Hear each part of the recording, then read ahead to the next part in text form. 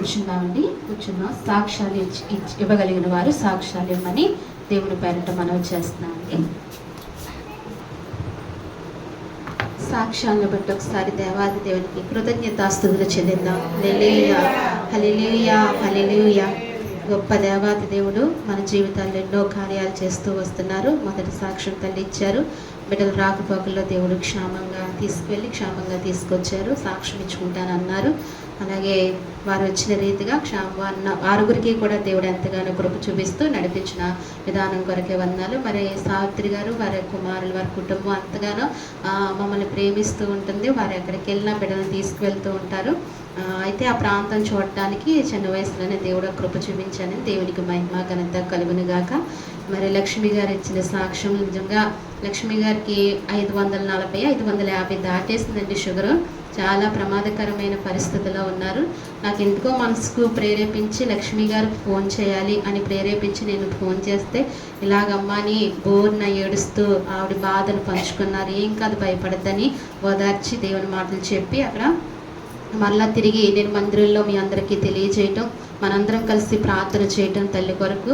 ఆమె క్షేమంగా ఈరోజు మన మధ్యకు నడిపించాడు. దేవాది దేవునికి మహిమ కలుగును గాక. నిజంగా దైవ సన్నిధిలో ఉన్న కృప క్షేమములే మన వెంట నడుస్తున్నాయండి. మీరు ఆ విషయంలో మర్చిపోద్దు. ఎలాంటి సమయంలో కూడా మన కష్టకాలంలో మన సన్నిధిలో ఉన్న మహిమ దేవుడు మన మీద ఉదయించి మనల్ని కాపాడుతూ ఉంటాడు. ఆ విషయంలో మనం ఎల్లప్పుడూ కృతజ్ఞులమై గమనిస్తూ ఉండాలండి. ఆ విషయంలో సహాయం చేస్తున్న దేవాది దేవునికి మహిమ కలుగును గాక.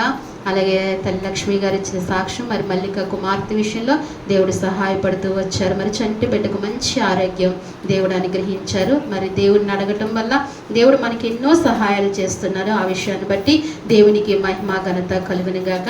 మరి గంగారికి ఇచ్చిన సాక్ష్యం, మరి రమ్య విషయంలో మన అందరం కూడా ప్రార్థన చేస్తున్నాం. చాలా దినాల నుంచి ప్రార్థన చేస్తున్నాం. నేను కూడా చెప్పాను, జూన్ 1 నుంచి జూలై 1 వరకు ఫ్రీగా చేస్తారండి రాజమండ్రి ప్రాంతంలో, తీసుకెళ్ళండి అని చెప్తే అక్కడ ఎవరో చెప్పారు, తీసుకెళ్లారంటండి. నిజంగా ఆపరేషన్ లేకుండా ఆ సీన్ తీసేటట్టుగా కూడా మీరు అనుదిన ప్రార్థనలు జ్ఞాపకం చేసుకోండి. ఆ అమ్మాయిని దేవుడు దర్శించడం ఇది రెండోసారి.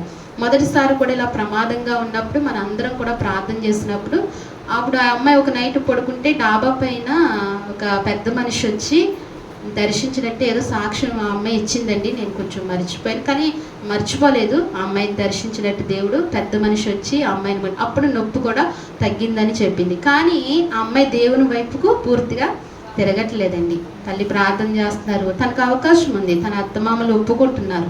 పూర్తిగా అమ్మాయి దేవుని వైపు తిరిగితే కనుక ఆ చిన్న బలహీనత కూడా యేసయ్య ఖచ్చితంగా బలహీనతను కొట్టేస్తారు. మరలా ప్రమాదంలోంచి ఆయనే దర్శించాడు, ఆయనే తాకాడు. నిజంగా ఆయన గొప్ప దేవుడు అండి. దీనుల పట్ల దేవుడు దయ చూపించే దేవుడు, అందరి పట్ల కరుణ చూపించే దేవుడు. ఈ విషయాలన్నిటిని బట్టి మన సన్నిధిలో ఇంకా మహోన్నతమైన కార్యాలు ఆయన చేయటానికి సిద్ధంగా ఉన్నారు. మనమే పొందుకోవడానికి మనం సిద్ధంగా ఉండాలి. అనేకమైన కార్యాలు చేస్తారండి. సంఘం ఆశ్రతతో ముందుకు వెళ్దాము, పరిగెడతాము. వాక్యం చూస్తున్న వాక్యంలోనికి వెళ్దాం. మరి మన మధ్యన తల్లి వాక్యాన్ని పంచుకుంటారు. ఈ దినాన్న వాక్యం మన తల్లి పంచుకుంటూ ఉంటారు. వాక్యం శ్రద్ధగా విందామండి.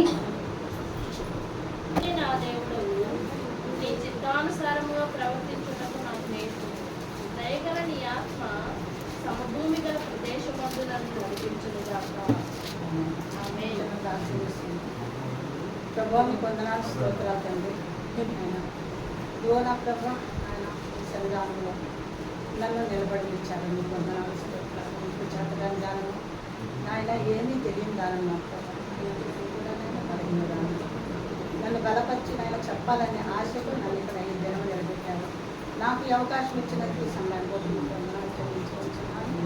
ఏ వాక్యం చెప్పాలో, వీళ్ళతో ఏమి పంచుకోవాలి, వీళ్ళు ఎలా హెచ్చరించుకోవాలో వాక్యం ద్వారా ఇవన్నీ కూడా తండ్రి నాకు నేర్పమని అడుగుతున్నాను తండ్రి. నేను ఒకదాన్ని కాదు, అయినప్పటికీ కూడా తండ్రి ఆయన మీ ప్రేమను బట్టి మేమందరం కూడా ఒకరినొకరు తండ్రి గొప్పవారిగా ఎంచుకొని ఆయన కార్యమందు ఆయన ఈ సహవాసమందు మేము అందరూ పెంపొందించుకునేది సహాయం చేయండి. ఈ నామంలో అడుగుతున్నాను తండ్రి.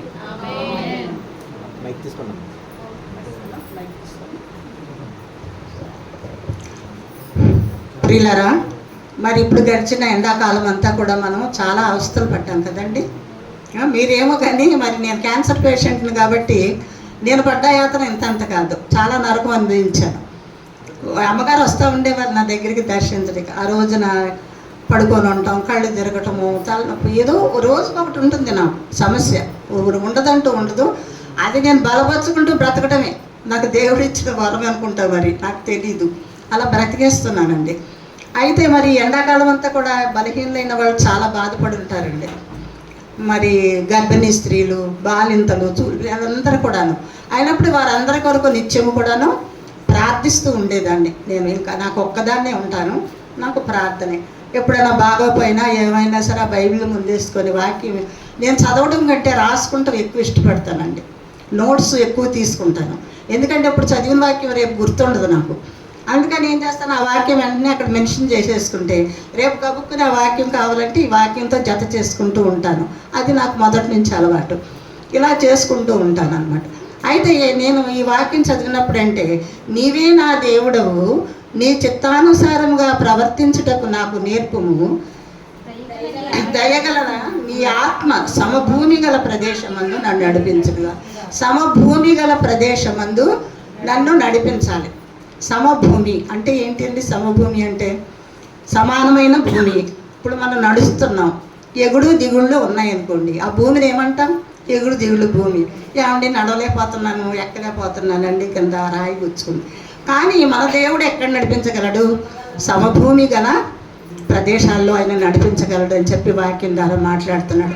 అయితే మరి ఎండాకాలంలో విద్యార్థులందరూ పరీక్షలు రాశారండి, రిజల్ట్స్ వచ్చేసినాయి. వాళ్ళకి టాలెంట్ని బట్టి వాళ్ళకి జయాలు అపజయాలన్నీ కూడా వాళ్ళకి తగిలి. అలాగేనండి తర్వాత మళ్ళీ ఎన్నికలు కూడా ఈ సంవత్సరం మనకి జరిగినాయి. దాంట్లో జయాలు అపజయాలు, అన్నింటిలో జయాలు అపజయాలు అనే రెండు ఉంటాయి. కాబట్టి దేన్నైనా ఎదుర్కొనగల శక్తి ఎవరి ఇవ్వాలి కానండి? మనకి దేవుడు ఇవ్వాలి. కాబట్టి ఆ దేవుడి మీద ఆధారపడిన బిడ్డలం కాబట్టి మనం ధైర్యంతో ఉండాలి. ఏ సమస్య వచ్చినప్పటికీ కూడా బాధపడతాం, మనుషులం కాబట్టి ప్రతి చిన్న విషయంలో బాధ అనేది అవసరం. ఎందుకంటే కుటుంబ పరంగా, మన శరీర బలంగా బలహీనతల వల్ల కానీ, ఆర్థిక బలం డబ్బు బలంగా కానీ, మళ్ళీ సంఘ బలముగా కానీ, మళ్ళీ దేశ బలంగా కానీ మన సమస్యలన్నీ కూడా మనకు కావాలని వద్దని అనకూడదు. ఇప్పుడు ఓటు వేసామంటే ఏంటి? ఓటు వేసామంటే అది కావాలని, నేనే బ్రతుకున్నాను అని తెలపడానికి నువ్వు అక్కడ ఓటు వేసావంతే. అదే నీకు మెయిన్, ఇంకేమీ కాదు. నువ్వు డబ్బులకి కాదు, ఆ మనిషిని గెలిపించటం కాదు, నేను ఈ లోకంలో బ్రతికున్నాను, అదనమాట. అలాగా మన దేవుడైనటువంటి దేవుడు, మన ఈ యేసుక్రీస్తు గారు మనకి ఈ రకంగా ఎండాకాలం అంతా కాపాడి బిడ్డలందరూ చదువుల్లో మళ్ళీ కొత్తగా మళ్ళీ జాయిన్ అవ్వాలండి, కాలేజీల్లో కానీ హై స్కూల్స్ కానీ. అలాగే రాజకీయ నాయకులు కొత్త పార్టీలు పెట్టి వాళ్ళు మళ్ళీ కొత్తగా జీవితాలు ప్రారంభించారు. ఇవన్నీ కూడాను జరగాలంటే ఎవరిది కావాలండి? అవసరం దేవునిది కావాలి, దైవ బలం కావాలండి, మనకి దైవ చిత్తం కావాలి. అంతేగాని నీకు నువ్వు చేసేసుకొని నాకు నేను చేసేసుకునే పనులు కాదండి. చేసుకునేవి కొన్ని ఉంటాయి, నువ్వు నేను చేసుకునే పనులు కూడా ఉంటాయి, సొంతగా చేసేసుకుంటాం. ఆ తర్వాత కాకపోతే అప్పుడు ఎక్కడికి వెళ్తాము? దేవుని దగ్గరికి వెళ్తాం. ముందు చేసేస్తాం ఆలోచన లేకుండా, అయ్యో ఇలా చేసేసాను ఏసయ్యా, ఏంటి ఇలా తప్పు చేశాను జరిగిందని ఆయన దగ్గరికి వెళ్తాం అనమాట.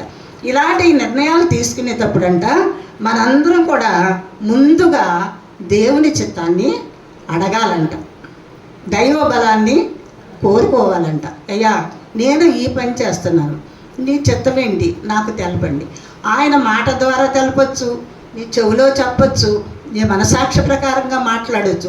ఆయన వచ్చి నోట్లతో నేను మాట్లాడినట్టు గడగడ మాట్లాడదైనా ఆ మాటలు ఎలా ఉంటాయో తెలుసండి? మీ మనసాక్షిలో ఉంటాయి, మీ చెవి దగ్గర వినపడతాయి. అవి వినపడవు ఎవరికి? మా పక్కన వాళ్ళకి వినపడవు, నీకే వినపడతాయి. నీతోనే మాట్లాడతాడు ఆయన. ఎందుకంటే నువ్వు అవసరం ఆయనకు ఉంది, ఆయన అవసరం నీకుంది. ఏ బిడ్డను కూడా ఆయన వదిలిపెట్టుకునే దేవుడు కాదనమాట. అందుకనే ఇక్కడ దావీదు మహారాజు గారు ఏమన్నాడంటే సమభూమి గలటువంటి ప్రదేశాల్లో నడిపించమని చెప్పి ఆయన అడుగుతూ ఉన్నాడు అనమాట. కాబట్టి మనందరం కూడాను కనిపెట్టి ప్రార్థన అనేది చేయటం నేర్చుకోవాలండి. కనిపెట్టి ప్రార్థన అందరం చేస్తాం, ప్రతి ఒక్కరూ ప్రార్థన చేయకుండా ఎవరు ఉండరు. అది ఎలా చేయాలంట? కనిపెట్టి ప్రార్థన చేయాలి. ఆ కనిపెట్టి ప్రార్థన చేసినప్పుడు నీకు ఆయన చేసేటువంటి ఏంటో నీకు తెలియపరచబడతాయి. అంతే. అది ఎలా తెలియపరచుతాయి అంటే నీ ఉద్దేశ ప్రకారంగా తెలియపరచబడతాయి. అవి చేతల ద్వారా లేకపోతే ఇంకొకరి ద్వారా అది బహిర్గతం అవుతూ ఉంటుంది. కాబట్టి నీదేంటో నీవు దేవుని ముందు ఆయన చిత్తానుసారంగా నువ్వు ప్రార్థించాలి. ఆ ప్రార్థించడం కూడా కావాలన్నప్పుడు నువ్వు కుటుంబంగా ప్రార్థించు, నీ బిడ్డలతో ప్రార్థించు, నీ సంఘంతో ప్రార్థించు, నీ సమాజంతో ప్రార్థించు. ఆ ప్రార్థన అనేది సహవాసము కావాలి. ఈ సహవాసం ఉంది. ఎందుకు వచ్చాము మనం? పనులన్నీ మానుకొని అందరికీ పనులు ఉన్నాయి. ఎందుకు వచ్చాము? దేవుని యందు ప్రేమ భయభక్తులు. ఆయన దగ్గరికి వెళ్తే నాకు నెమ్మది ఉంటుంది. ఇప్పుడు వచ్చే ఆదివారం వచ్చామనుకోండి, ఆదివారం వరకు నెమ్మదే. మీరు ఏమన్నానండి, ఆదివారం రాకపోతే నేను ఎంతో తప్పు చేసినట్టు ఫీల్ అవుతాను. మీరు ఇక్కడ ప్రార్థన చేస్తే అక్కడ నేను పాటలు పాడుకుంటూ కంజరు కొట్టుకుంటూ పాటలు పాడుకుంటూ బైబిల్ చదువుకొని ప్రార్థన చేసుకుంటూ ఉంటానండి. ఊరికినే ఉండనండి రాలేని రోజున. ఎందుకంటే నా మనస్సాక్షి నన్ను గద్దిస్తూ ఉంటుంది. ఎందుకంటే చిన్న పుట్టిన దగ్గర నుంచి అమ్మ యేసయ్య అని చెప్పింది, అదే తెలుసు, ఇంకేమీ తెలియదు నాకు. కాబట్టి ఇంకా ఆ మాటే నా నోటంట రావాలి, నేను చచ్చిపోయే వరకు నాతో రావాలి అనేటువంటి నిరీక్షణ. అలా బ్రతుకుతూ ఉన్నానన్నమాట. అయితే ఈ మన భవిష్యత్తును తీర్చిదిద్దేది ఎవరండి? యేసయ్య గారు. మన బిడ్డల భవిష్యత్తుని ఎవరు దిద్దుతారు? తల్లిదండ్రులు దిద్దుతామని అనుకుంటాం. నా కొడుకు ఎంత మంచి సంబంధం చూశాను, నా కొడుకు ఎంత ఉద్యోగం రప్పించానంటే అది నా వల్ల గొప్ప, అంతే కదండి. ఇప్పుడు నా మనవాళ్ళు చదువుతున్నారు బీటెక్లు, అది ఎవరు? నా బిడ్డల వల్ల గొప్ప. నేను నా బిడ్డలు చదివించాను కాబట్టి నా బిడ్డలు చదువుతున్నారు, అది కాదండి గొప్ప. అది ఎవరి చిత్తంలో ఉండాలండి? అది దేవుని చిత్తంలో ఉంటేనే అవుతుంది. కానీ నువ్వెన్ని ఆలోచనలు ఉన్నా, నీకు ఎంత డబ్బు ఉన్నా, నువ్వెంత ఆస్తిపడ్డ కోటీశ్వరుడైనా నీ కళలన్నీ కూడా బట్టి కళలు అయిపోతాయి అనేటువంటిది మటుకు నువ్వు జ్ఞాపకం ఉంచుకో. ఎప్పుడు కళలు అవుతాయంటే దేవుని చిత్తము లేనప్పుడు, దేవుడి నీడల కార్యం చేయనప్పుడు అవి కళలు అయిపోతూ ఉంటాయి. కాబట్టి అది ప్రతి ఒక్కటి కూడా దేవునికి మనము అప్పగించవలసినటువంటి సమయం వస్తుంది. కాబట్టి ఏ నిర్ణయమైనా నిర్ణయాన్ని దేవునికి అప్పచెప్పేద్దాం. ఏమండి? ప్రతి నిర్ణయం నీ ఇంట్లో, నా ఇంట్లో, ఎవరింట్లో ఏ సమస్య వచ్చినా, ఏ బాధ వచ్చినా కూడా ఆ నిర్ణయం ఎవరికి అప్పచెప్దాం? ముందు దేవునికి అప్పచెప్దామండి. తర్వాత బంధువులకి, అయిన వాళ్ళకి, బిడ్డలకి చెప్తాం. అది కాదు, నేను చెప్పొద్దు అంటున్నా. ముందు దేవుని నిర్ణయానికి, ఆ నిర్ణయానికి అప్పచెప్పినటువంటి ఒక తల్లిని నేను మీకు చూపిస్తాను. చూడండి, యోహాను సువార్త తీయండి, 2వ అధ్యాయము మొదటి నుంచి చదవండి. యోహాను సువార్త 2వ అధ్యాయం తీసామన్నా. యోహాను సువార్త, యోనా కాదమ్మా, యోహాను సువార్త 2వ అధ్యాయము చదవండి.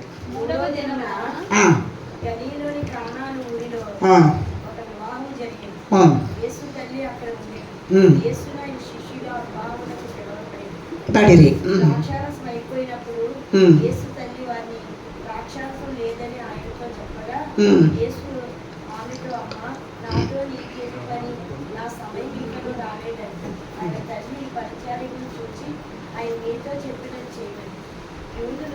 శుద్ధీకరణ ఆచార ప్రకారం 2-3 దూరంగా పట్టు 6 రాతివాను అక్కడ ఉంచబడి ఉండేది. యేసు ఆ బాణం నీళ్ళతో నింపని వారితో చెప్పగా వారు వాటిని అంచిన మట్టు తీర్చారు. అప్పుడు ఆయన వారితో ఇప్పుడు ముంచి ముందు ప్రధాని యొద్దకు తీసుకెళ్ళి చెప్పగా చాలు, అక్కడ వరకు చాలు. ఇక్కడ ఈ నిర్ణయము, ఒక నిర్ణయం తీసుకుంది తల్లి. ఏమండి? యేసు తల్లి అక్కడ కానా అనేటువంటి వివాహానికి వెళ్ళారు. అంటే మరియమ్మ గారి బంధువులు అనమాట వాళ్ళు. కానా అనేటువంటి ఊరిలో ఉన్నారు. అక్కడికి పిలువబడింది ఈవిడ. వెళ్ళినప్పుడు అక్కడ యేసయ్య శిష్యులు కూడా అక్కడ ఉన్నటువంటి చోటికి వచ్చారు. అక్కడ తల్లి ఉంది. తల్లి ఉన్నప్పుడు ఇది అందరికీ తెలిసిన విషయమే, ఎప్పుడు విన్న విషయమే, కొత్త విషయం ఏమి కూడా కాదు.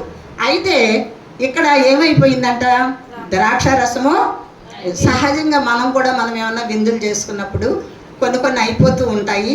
అవి ఏం చేసుకుంటాము, ఎవరినో పురమాయించేసుకొని తెప్పించేసుకుంటూ ఉంటాం. అది మళ్ళీ పూజ చేసుకుంటూ ఉంటాం. ఎక్కడైతే ఏమైందంటే ద్రాక్షారసం అయిపోయింది, కానీ దాని పూజ చేసే స్థితి అక్కడ కనపడటంలా. అక్కడ పూజ చేసే స్థితి కనపడటం లేదంటే ఏంటనమాట, ఇప్పుడులాగా మనకి అక్కడ షాప్స్ ఉన్నాయా, గబుక్కుని వెళ్ళి తెచ్చుకుంటాకి పుట్టించడానికి ఏమీ లేవు. అక్కడ మళ్ళీ తయారు చేయాలి, అదంతా అవ్వాలి, ప్రాసెస్ అంతా అవ్వాలి. ఆ తర్వాత వీళ్ళకి వడ్డించబడాలి. కాబట్టి ఈ తల్లి చూసింది కానా అనేటువంటి వివాహంలో. అక్కడ చెప్తే అయ్యో ద్రాక్షారసం అయిపోయింది, ద్రాక్షారసం అయిపోయింది. అయిపోయింది అన్నప్పుడు తల్లి ఊరుకోవాలి కదా. కానీ ఆ తల్లి మనసు ఎలాడుతో చూడండి. ఎక్కడికి వచ్చిందంట? కొడుకు దగ్గరికి వచ్చిందంట. వచ్చి ఇక్కడ ఏమంటుంది? ఏదే యేసు తల్లి వారికి ద్రాక్షారసం లేదని ఆయనతో చెప్పగా. ఎందుకని చెప్పాలనిపించింది ఆ తల్లికి కొడుక్కి? ఇప్పుడు నాకు ఏదన్నా లేదు, మా అబ్బాయికి చెప్పాలి. మా అబ్బాయికి నేను చెప్పాలంటే ఏం చెప్తానులే, అప్పుడేం వెళ్తాడులే వాడు అని చెప్పి నేను అనుకుంటూ ఉంటాను. కానీ కాంటి బట్టి చెప్పాలి అనుకున్నప్పుడు, చెప్పినప్పుడు ఏం చేస్తాడు? అమ్మా నేను వెళ్ళి తెస్తానంటాడు. లేకపోతే ఏమంటాడు? ఇప్పుడు వెళ్ళలేనమ్మా, సాయంత్రం వెళ్తా. అప్పుడు మనం నీరు గారిపోతుంది. ఎందుకంటే ఆ టైంలో మనకు అది కావాలి. ఆ పిల్లోడు ఆ మాట అనేసరికి ఆ తల్లి నీరు గారిపోతుంది. అలాంటి పరిస్థితులు ఎదురవుతూ ఉంటాయి. కానీ ఇక్కడ ఈ తల్లి కొడుకుని ఎంత నమ్మిందో చూడండి. నిజంగా మీరు ఎవరైనా తల్లిని కొడుకులు నమ్ముతున్నారండి? నాకు కొడుకులు 2 ఉన్నారు. ఒక కొడుకు చనిపోయాడు, ఒక కొడుకు ఉన్నాడు, ఒక కూతురు ఉంది. మరి మీకు కొడుకులు ఉన్నారు. ఎంతవరకు నమ్ముతున్నారు మీ కొడుకుల్ని? ఎంతవరకు చేయగలడు? ఎంత వరకు కొడుకు నన్ను చూడగలడు, నన్ను పెంచగలడు అనేటువంటి నిశ్చయత మీ అందరికీ ఉంది. మనం గుండెల మీద చేసుకొని చెప్పలేం. ఏమోనండి, తెలియదండి. నేనైతే చెప్తానన్నమాట. నేను ఒక తల్లిని కదా, కొడుకులకి తల్లి కదా, నేను చెప్తానన్నమాట. ఎందుకంటే నాకు 6 అన్నదమ్ములు, 2 ఆడపిల్లలు, ఎనమండుగురు. 6 అన్నదమ్ముల్లో నా తల్లిదండ్రులను చూసిన వాళ్ళు ఎంతమంది, ఎలా చూశారు? ఆ వచ్చిన వదళ్ళు, మరదళ్ళు, వీళ్ళందరూ ఎలా చూశారు? అది నాకు తెలుసు. నీ గుండెనే చేసుకొని చెప్తాను. కాబట్టి మరి ఇక్కడ యేసు తల్లి ధైర్యంగా వెళ్ళిన అక్కడ ద్రాక్షారసం వారితో అన్నట్ట. చూడండి ఇక్కడ గొప్ప, వారితో ద్రాక్షారసం లేదని ఆయనతో చెప్పగా. అక్కడ వారు అంటే ఎవరున్నారండి? అక్కడ శిష్యులు ఉన్నారు. శిష్యులు ఉన్నాడు, ఆయన ఉన్నాడు. చెప్పినప్పుడు అప్పుడు ఆయన ఏమంటున్నాడు? ఆయన యేసు ఆమెతో, అమ్మా నాతో నీకేమి పని? నా సమయము ఇంకాను రాలేదమ్మా. నేను చేసే కార్యం ఇంకా దేవుని చిత్తం దగ్గర నుంచి రాలేదు. కానీ నువ్వు ఇక్కడ ఏం చేస్తున్నావు? నన్ను చేయమని అడుగుతున్నావమ్మా అని చెప్పేసి ఊరుకున్నాడా? పోలే, తల్లి అడిగింది కాబట్టి ఎందుకులేని పక్కకి వెళ్ళాడా? వెంటనే ఈమెమందండి, ఈవిడ ఊరుకోదా, బాణాలు తెచ్చేయమంది, నీళ్ళు నింపేసేసేయమంది. చూసారా మరి తల్లి ఇది ఎంతో? ఆవిడ ఎంత నిరీక్షణ, విశ్వాసము, ఆసక్తికరమైన విశ్వాసం. విశ్వాసం అంటే మామూలు విశ్వాసం కాదు, అది నిరీక్షణతో కూడినటువంటి విశ్వాసం. ఎందుకంటే నా కొడుకు పరిశుద్ధాత్మ వలన కన్న బిడ్డ, ఈ బిడ్డ చేయగలడు అనేటువంటి సమర్థత ఉన్న దేవుడు అని చెప్పి నమ్మి ఆ తల్లి ఏం చేసిందంటే ఆ కార్యం అక్కడ అప్పగించింది. మనం అప్పగించిన పనులు మన బిడ్డలు ఎంతవరకు చేస్తున్నారు అవి కూడా మనం ఒకసారి వేరీ చేసుకున్నాం. అంటే ఆ రోజులు ఆ దేవుని కార్యాలు, ఈ రోజుల్లో జరుగుతున్న పనులు మనం వేరీ చేసుకుంటూ ఉంటే మనం ఎక్కడున్నాం, ఎంతవరకు ఉన్నాం, ఎలా ఉన్నామో మనకి తెలుస్తూ ఉంటుందన్నమాట. అయితే ఏం చేశారంటే 2-3 తూములు పట్టు 6 రాతి బాణాలు అక్కడ ఉంటే ఆయన ఏం చేశాడంట? యేసు ఆ బాణాలు నీళ్ళతో నింపడని ఆయనే చెప్పి వాటిని ముంచుకొని తీసుకెళ్ళమన్నాడు. అక్కడ ఒకటి చూద్దాం. ప్రార్థన చేశాడండి, బాణాల దగ్గర నిలబడి ప్రార్థన చేసినట్టు రాసి ఉందండి. అక్కడ రాయలేదు కదండి. మరి ఊరినే నింపమని చెప్పాడంటే నోటి మాట అక్కడ జరిగిందండి. మరి ఆ బాణంలో ముంచేసేయండి, తీసుకెళ్ళిపోమన్నాడు. మరి అక్కడ ఏం జరిగిందండి? ఆ బాణంలో ఎంత పరిశుద్ధమైన కార్యం జరిగిందో చూసారా? ఏమండి, ఊహించలేని కార్యం జరిగిందండి. ఆ ద్రాక్షాలు వేసి, దాంట్లో పంచదార వేసి, దాంట్లో ఇంకా ఏయో వేసి సువాసన గల సుగంధము గల ద్రాక్షారసం తయారు చేయాల్సినటువంటి సమయంలో ఒట్టి నీటిని ద్రాక్షారసంగా మార్చాడు. అలాగే అండి, నీ హృదయము నా హృదయము ఖాళీగా ఉందేమో చూసుకోండి ఒకసారి అందరూ కూడా. ఆ బాణల వలె నీళ్లతో నింపబడి ఉండాలి ఎప్పుడు కూడా పరిశుద్ధాత్మ దేవుడు చెప్తున్నాడు. ఆ బాణల వల్ల నింపబడినప్పుడు దేవుని కార్యం నీకు జరుగుతుంది.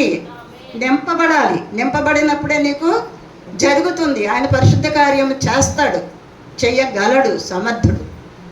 కాబట్టి అక్కడ ద్రాక్షరసం పోస్తుంటే అందరూ కూడా ఆశ్చర్యపోయారంట. ఇదేంటి, అందరూ కూడా ముందు ఏం చేస్తారంట? మంచిది పోసి తర్వాత వాళ్ళు తూగుతున్నప్పుడు జబ్బుది పోస్తారు కదా. ఇదేంటి ఇలా చేశారు మీరు? ముందేమో మంచిది ఇది పోసేసి ఇప్పుడు మంచిది పోస్తున్నారు ఏంటేనండి. ఈ కార్యము ఆ పెళ్లి ప్రధానికి తెలియదు, ఆ పెళ్లి కుమార్ తండ్రికి తెలియదు, ఎవరికి కూడా అక్కడ తెలియని కార్యము అక్కడ దేవుడు అదే మొదటి సూచన క్రియ అండి ఆయన చేసింది. ఆ చిన్నతనంలో ఆయన చేసిన మొదటి సూచన క్రియ అంటే ఏంటనమాట, ఆయన కూడా తండ్రిని విశ్వసించాడు, నమ్మాడు. మా అమ్మ చెప్పింది నేను చేస్తున్నాను, నా తండ్రి చిత్తం ఇక్కడ జరుగుతుంది అనుకున్నాడు కాబట్టి ఈ కార్యం అక్కడ జరిగింది. కాబట్టి ఈ కార్యము తల్లి ఎప్పుడైతే దేవుని కుమారుడు యేసయ్యకి తన నిర్ణయాన్ని అప్పగించిందో అప్పుడు కార్యము జరిగింది. కాబట్టి నా నిర్ణయం కూడాను దేవునికి అప్పగించాలి. అప్పగించిన తర్వాత నువ్వు ఎవరికన్నా నువ్వు చెప్పుకో, నీ బాధని పంచుకో, పర్వాలేదు. కానీ ఏ కష్టం వచ్చినా సరే నిర్ణయము అది. కాబట్టి నేను కూడా ఎప్పుడు కూడాను దేవుని ఎక్కువ పోరాడుతానండి. దెబ్బలాట దేవుడితో. ఇక మీకు నమ్ముతారో నమ్మరో తెలియదు. ఫోటో ఒకటి ఉంటుంది అనమాట, ఆయన ఫోటో ఎదురుగా అక్కడ కుర్చీలో కూర్చొని ఉంటాను. నేను ఎప్పుడు బైబిల్ చదువుకుంటానో ఏదో అని. ఏంటి ఎందుకు చేస్తాను ఆయన ఇలాగా? నేను తగనా? నా విశ్వాసం తగదా? నా జీవితం ఇది లేదా? ఎందుకు మరి నన్ను బ్రతికిస్తున్నాను? ఇలా ఎందుకు బ్రతకాలి? నేను నీ బిడ్డను కదా, చిన్నప్పటి నుంచి ఏసై తప్పితే నాకు ఇంకేమీ తెలియదు. ఇంకే మాట కూడా నా నోటంట ఉచ్చరించాల. పాఠాలు చెప్పినప్పుడు ఆ హిందూ దేవుళ్ళ పేర్లు అవి ఏమన్నా పాఠాల్లో మేము చెప్పేమేమో కానీ మామూలుగా మటుకు మేమేమో అప్పుడైతే హిందూ పాఠాలు ఉండేయండి. క్రిస్టియన్ యేసుప్రభు గారి గురించి, ఖురాన్ గురించి కూడా ఉండేదండి. మేము బోధించేటప్పుడు సోషల్లో ఉండేది. మరి అలా చేశానేమో. కానీ వేరే విధంగా నేను ఎప్పుడు కూడా హైందవిజంలో నేను ఎప్పుడు కూడా పాలు పంపులు పంచలేదు. వారు ఎవరన్నా పిలిచినా కూడా నేను వెళ్ళనండి. అది నా నైజం మొదటి నుంచి. అంటే అమ్మ నాన్న వాళ్ళు అలా నాకు నేర్పారు. తప్పమ్మా వెళ్ళకూడదు, మన పద్ధతి కాదు, మనకి యేసయ్య ఉన్నాడు, ఆ పద్ధతిలోనే పెరిగాను. కాబట్టి మన ప్రభు అయినటువంటి యేసుక్రీస్తు మనకుండగా మనం ఎక్కడికి కూడా వెళ్ళకూడదు. ఇప్పుడు చాలామంది ఇక్కడ దేవుని దగ్గరికి వచ్చినండి, చాలామంది రకరకాలుగా వెళ్తూ ఉంటారు. నేను చూశానండి, నేను ఇక్కడే చూశాను. ఎందుకంటే మా చర్చిల్లో అలా జరగదు.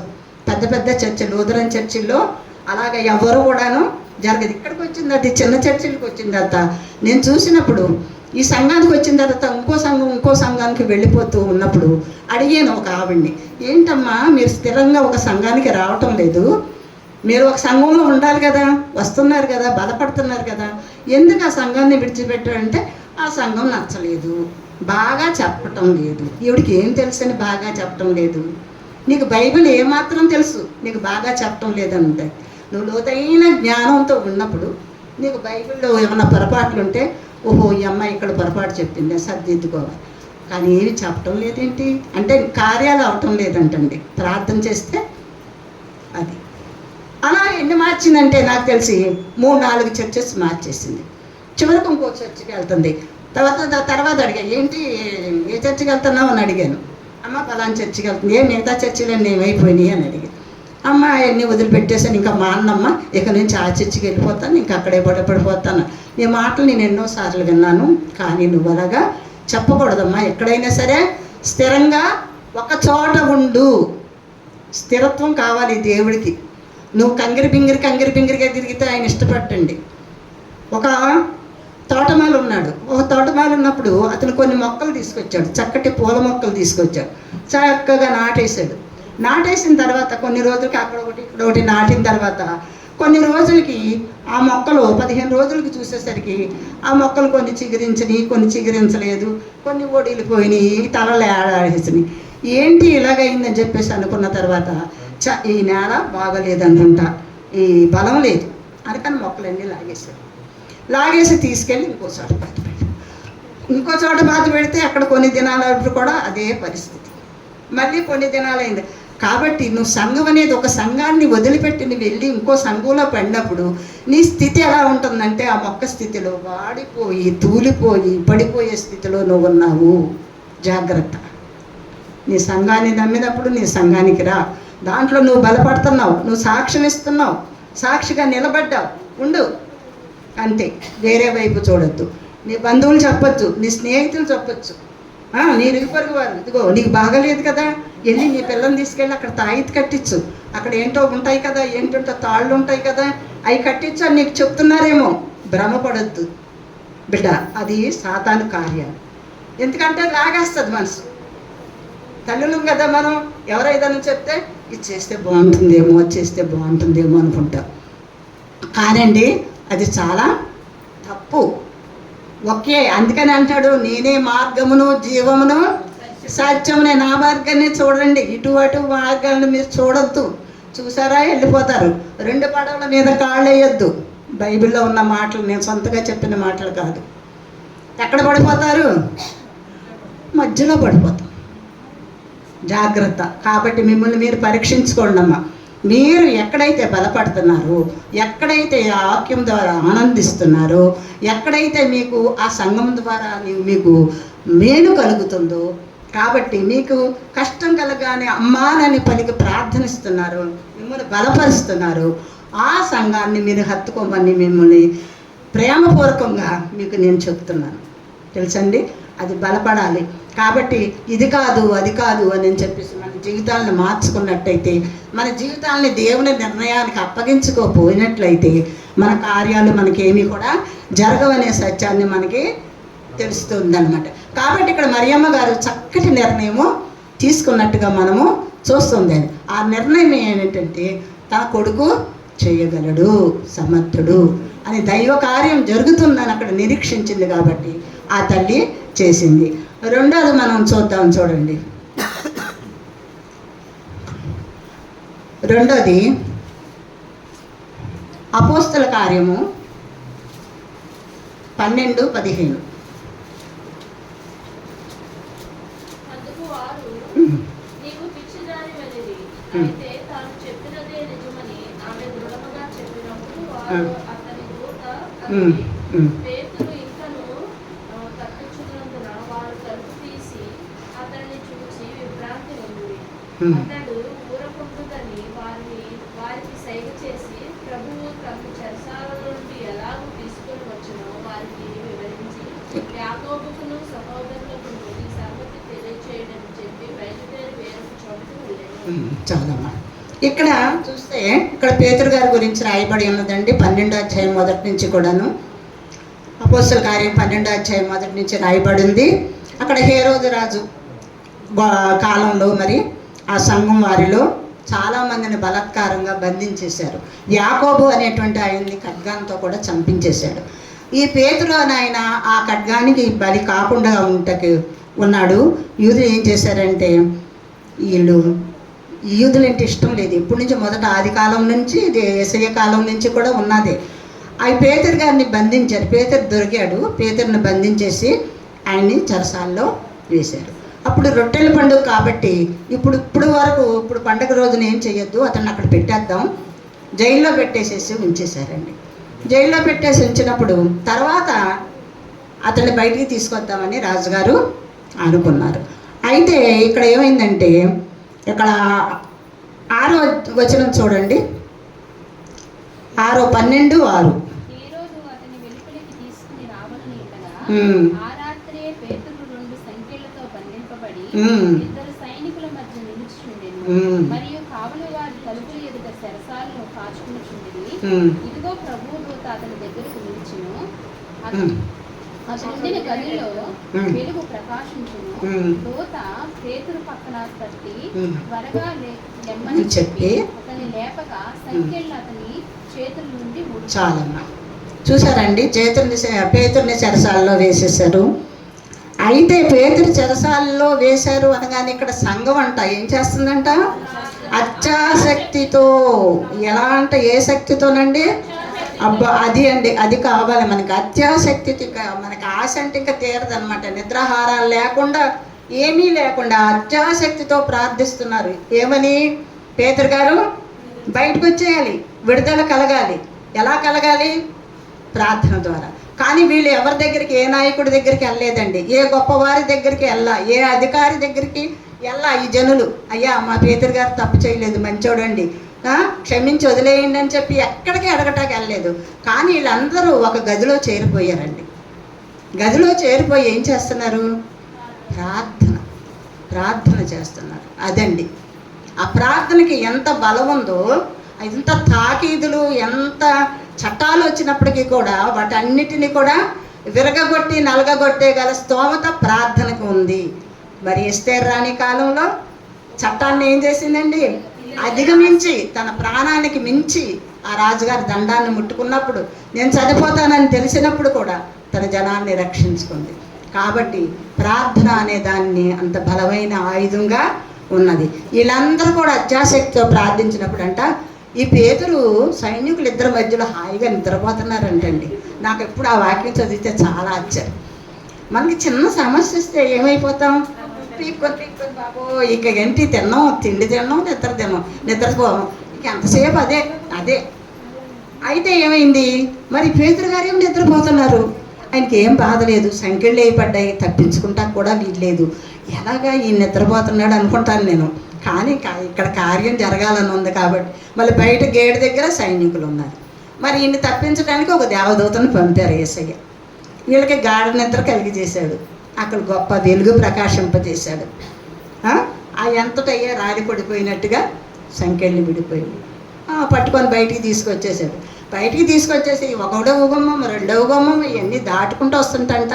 ఈయన అనుకుంటాడంట, నాకు దర్శనము కళ, నేను కళలో ఉన్నాను, కళగంటున్నాను అనుకుంటున్నాడు. కానీ నిజంగా జరుగుతున్నాయని మూడో చోటకు వచ్చి వాకిటి దగ్గరికి వచ్చి వదిలిపెట్టిన తర్వాత అప్పుడు తెప్పరిల్లి నిజం తెలుసుకున్నాడంట. చూసారా దేవుని కార్యం? మరి ఇక్కడ ఏం చేస్తున్నారండి? ఇక్కడ వీళ్ళందరూ కూడాను ప్రార్థిస్తున్నారు, అత్యాశక్తితో ప్రార్థిస్తున్నారు. ఇక్కడ ఏం చేస్తున్నారు? ఇట్లు ఆలోచించండి. అసలు మార్కు అనే పేరు గల యోహాను తల్లి అయిన మరియ ఇంటికి వచ్చాను, అక్కడ అనేకులు కూడి ప్రార్థన చేయుచుండిరి. మరియా అని ఇంటికి వచ్చేసాడు ఎత్తుక్కుంటూ. అక్కడ ఎలా ఉంది? అందరూ కూడా ప్రార్థనలు చేస్తున్నారంట. అయితే ఏం చేశాడు? తలుపు తట్టాడు. అప్పుడు రోదే అనే చిన్నపిల్ల ఆ స్వరం విని ఏం చేసింది? పేతురు గారు వచ్చేసారు. తలుపు తీయకుండా వాళ్ళందరికీ వెళ్ళి చెప్పింది. చెప్పిన తర్వాత తలుపు తీసిన తర్వాత ఎవరున్నారండి ఎదురుగా? ఈయనేం కావాలని ప్రార్థన చేశారండి? పేతురు గారు ప్రార్థన చేశారు. పేతురు కావాలని ప్రార్థన చేసి ఈ నిర్ణయం ఎవరికి అప్పచెప్పారండి? దైవానికి అప్పచెప్పేశారు. దైవ నిర్ణయం. మరియమ్మ గారు ఎలా దైవ నిర్ణయానికి అప్పచెప్పేశారు, పేతురు గారు వీడిని కూడా, ఈ సంఘం అంతా కూడా దైవ నిర్ణయానికి అప్పచెప్పేశారు. అంతే. అప్పచెప్పేసి మాకు ప్రార్థన ఇంకేమీ లేదు, వస్తే వస్తాడు, లేకపోతే లేదు.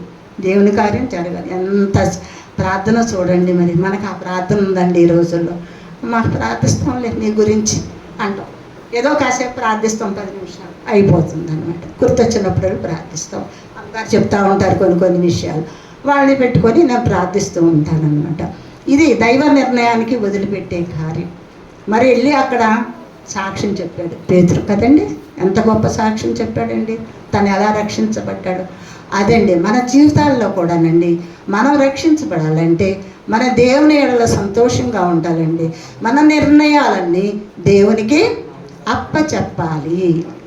ఇప్పుడు వరకు మీరు లేకపోయినా ఇక ముందు నుంచి కూడా మీ నిర్ణయాలని దేవునికి అప్పచెప్పండి. ముందు దేవుణ్ణి అడగండి, దేవుని సన్నిధిలో పడండి. మీ ఇంట్లో మీరు ఉంటారు, కూర్చోండి దేవుణ్ణి అడగండి, యేసయ్యా ఏంటి నా పరిస్థితి అడగండి. అడిగితే ఆయన ఏదో ఒక విధంగా ఏదో ఒక రూపంగా నీకు నాకు సమాధానము ఇవ్వగల సమర్థుడు. కాబట్టి మరి ఈ నిర్ణయాన్ని, చక్కటి నిర్ణయాన్ని వీళ్ళు తీసుకున్నారు. సంఘం వాళ్ళు ఆ పేతుర్ని వాళ్ళు కాపాడుకున్నారు. మరి మన సంఘం ఎలాగుంది? మన సంఘ నిర్ణయాలు ఏంటి? అలా మనం ఉండాలి. అత్యాశక్తితో ప్రార్థించే సంఘంగా మనము ఉండాలి. ఈవిడ రాలేదు, ఆవిడ రాలేదు, ఈవిడ వస్తుంది, అది కాదండి మనకు కావాల్సింది. నువ్వు ఎంతవరకు రాగలవు, నువ్వు శక్తి మేరకు ఎంతవరకు చేయగలవు, చేయి, ప్రార్థన చేయి, ఉండు, సంఘంతో కలిసి సహవాసంలో ఉండు. నువ్వు దూరంలో ఉన్నావా, రాలేకపోతున్నావా, నీ ఇంటికాడుండు, చెయ్యి ప్రార్థనా సమయంలో. ఇలాంటి ప్రార్థనలు మనం చేసినప్పుడు మన సంఘ ప్రార్థనల వల్ల అనేక గొప్ప కార్యాలు మనము చూడగలం అనేటువంటి సత్యాన్ని ఇక్కడ మనము గ్రహించగలుగుతున్నాం అన్నమాట. అలాగే ఇంకొకటి దేవునికి నిర్ణయానికి వదిలిపెట్టేసింది మార్కు సువార్త 1వ అధ్యాయము 40-41. 1వ అధ్యాయము మార్కు సువార్త. ఒక కుష్టి రోగి ఆయన యొద్దకు వచ్చి ఆయన ఎదుట మోకాళ్ళుని ఇష్టమైతే నన్ను శుద్ధినిగా చేయగలమని ఆయనతో చెప్పి ఆయనను వేడుకొనగా ఆయన కనికరపడి చేయి ఆదామి వారిని ముట్టి నాకు ఇష్టమే నీవు పరిశుద్ధుడు కమ్మని వారితో చెప్పాను. శుద్ధుడు కమ్మని వారితో చెప్పాను. వెంటనే కుష్ఠరోగము వారిని మెచ్చని కనుక వారు శుద్ధుదాయుడు. చూసారండి, ఇక్కడ ఒక కుష్ఠరోగి కనపడుతున్నాడు అండి. ఈ బైబిల్లో చాలామంది ఆదికాండం నుంచి మనకి పాత నిబంధన నుంచి కుష్టము ఉంటుందండి. అంటే శాపమే కుష్టం. అక్కడ ఏదైనా శాపం రావాలంటే కుష్ఠ రోగం ఇస్తేనే శాపం కింద పరిగణించేవాళ్ళు ఇంతకుముందు. ఆ తర్వాత సమాజంలో కూడా అంటువ్యాధి కింద అయిపోయి వారందరినీ కూడా మన సమాజానికి, సంఘాలకి, ఊరికి అందరికీ దూరంగా వాళ్ళని ఉంచేసిన తర్వాత మరి యేసయ్య గారి టైంలో కూడా చాలామంది కుష్ఠరోగులు మనం చదువుతూ ఉంటాం బైబిల్ కొత్త నిబంధన. ఈ కుష్ఠరోగి ఏం చేశాడంటే అక్కడ యేసయ్య దగ్గరికి వచ్చాడంట. వచ్చి ఏమడుగుతున్నాడంట, మోకాళ్ళుండి నీకిష్టమైతే నన్ను శుద్ధునిగా, నీకిష్టమైతే, అంతేగాని యేసయ్యా నన్ను ముట్టేసాయి, నన్ను స్వస్థపరిచేసాయి అని ఆయన వేధించలేదు, బాధించలేదు, వెంటబడలేదు, ఏం చేయలేదు. నీకిష్టమైతే నన్ను శుద్ధునిగా ఒక్క మాట అన్నాడండి. ఆ ఒక్క మాట అయితే ఏమన్నాడు మరి యేసయ్య గారు? అప్పుడు నాకు ఇష్టమే, నీవు శుద్ధుడవు వాడితో. చూసారా, ఆ మాట ఎక్కడి నుంచి తను పొందుకున్నాడు? ప్రభు అయిన యేసుక్రీస్తు ద్వారా ఆయన పొందుకున్నాడు. అలాంటి స్థితిలో నువ్వు నేను ఉన్నావా? యేసయ్యని అడిగి పొందుకునే స్థితిలో ఉన్నావు. అంత బలమైనటువంటి ప్రార్థన, అంత బలమైనటువంటి పరిశుద్ధాత్మ నిరీక్షణ మనకి ఉందా అని ఒకసారి మనము ప్రశ్నించుకోవాలండి. ప్రతిదీ కూడా మనం చేసే ప్రతి పనిలో కూడా ఒక పరీక్ష అంటూ ఉంటుంది. అది పరీక్షించకుండా నేను చేసే తప్ప నేను గర్వగా మాట్లాడేస్తాను. తర్వాత దాన్ని కూర్చొని నేను ఎందుకు ఇలాగ అన్నాను, గర్వబ అనేసి అనకూడదు కదా, ఇలా అనటం వల్ల పలానోళ్ళు బాధపడ్డారు కదా. అదేంటి ఆవు గేదె నెమర వేసుకున్నట్టు ముందు గబగబా ఆ గడ్డిని మింగేసి ఆ గడ్డిని మళ్ళీ నోట్లో తెచ్చుకొని తాయితీగా కూర్చొని దాన్ని నెమరవేయి జంతువు అంటారు. అలాగా ఆ నెమరవేయటం అనేది మనకి కావాలి. అది తలుచుకోవాలన్నమాట. అలాగే ఈ కుష్ఠరోగి కూడాను అక్కడ యేసు ప్రభువు స్వస్థపరుస్తున్నాడని తెలుసుకున్నాడు. ఆయన వెంట వచ్చాడు, మోకాళ్ళు ఉన్నాడండి. ఎంత విధేయతలో చూడండి. ఆ కుష్ఠరోగి తెలుసు నన్ను ముట్టుకోరు, ఇల్లు నన్ను దూరంగానే ఉంచుతారు. కుష్ఠరోగిని ఎవరు ముట్టుకుంటారు? అతనికి డబ్బులు వేయాలన్నా డబ్బాలో అలాగే వేస్తాం కదండి, ముట్టుకోం కదండి. అలా ఆ కుష్ఠరోగిని మరి యేసయ్య ముట్టుకోవాలంటే ముట్టుకుంటాడా? మరి అందుకని ఏం చేశాడంటే మోకాళ్ళు నీకు ఇష్టమైతే నన్ను శుద్ధినిగా చేయ్యా అని. నాకు ఇష్టమే శుద్ధుడు. చూసారు ఎంత వెంటనే దానికి జవాబు యేసయ్య చేశారు. అలాగే మన జీవితాల్లో కొన్ని విషయాల్లో వెంటనే జవాబు వస్తుందమ్మా.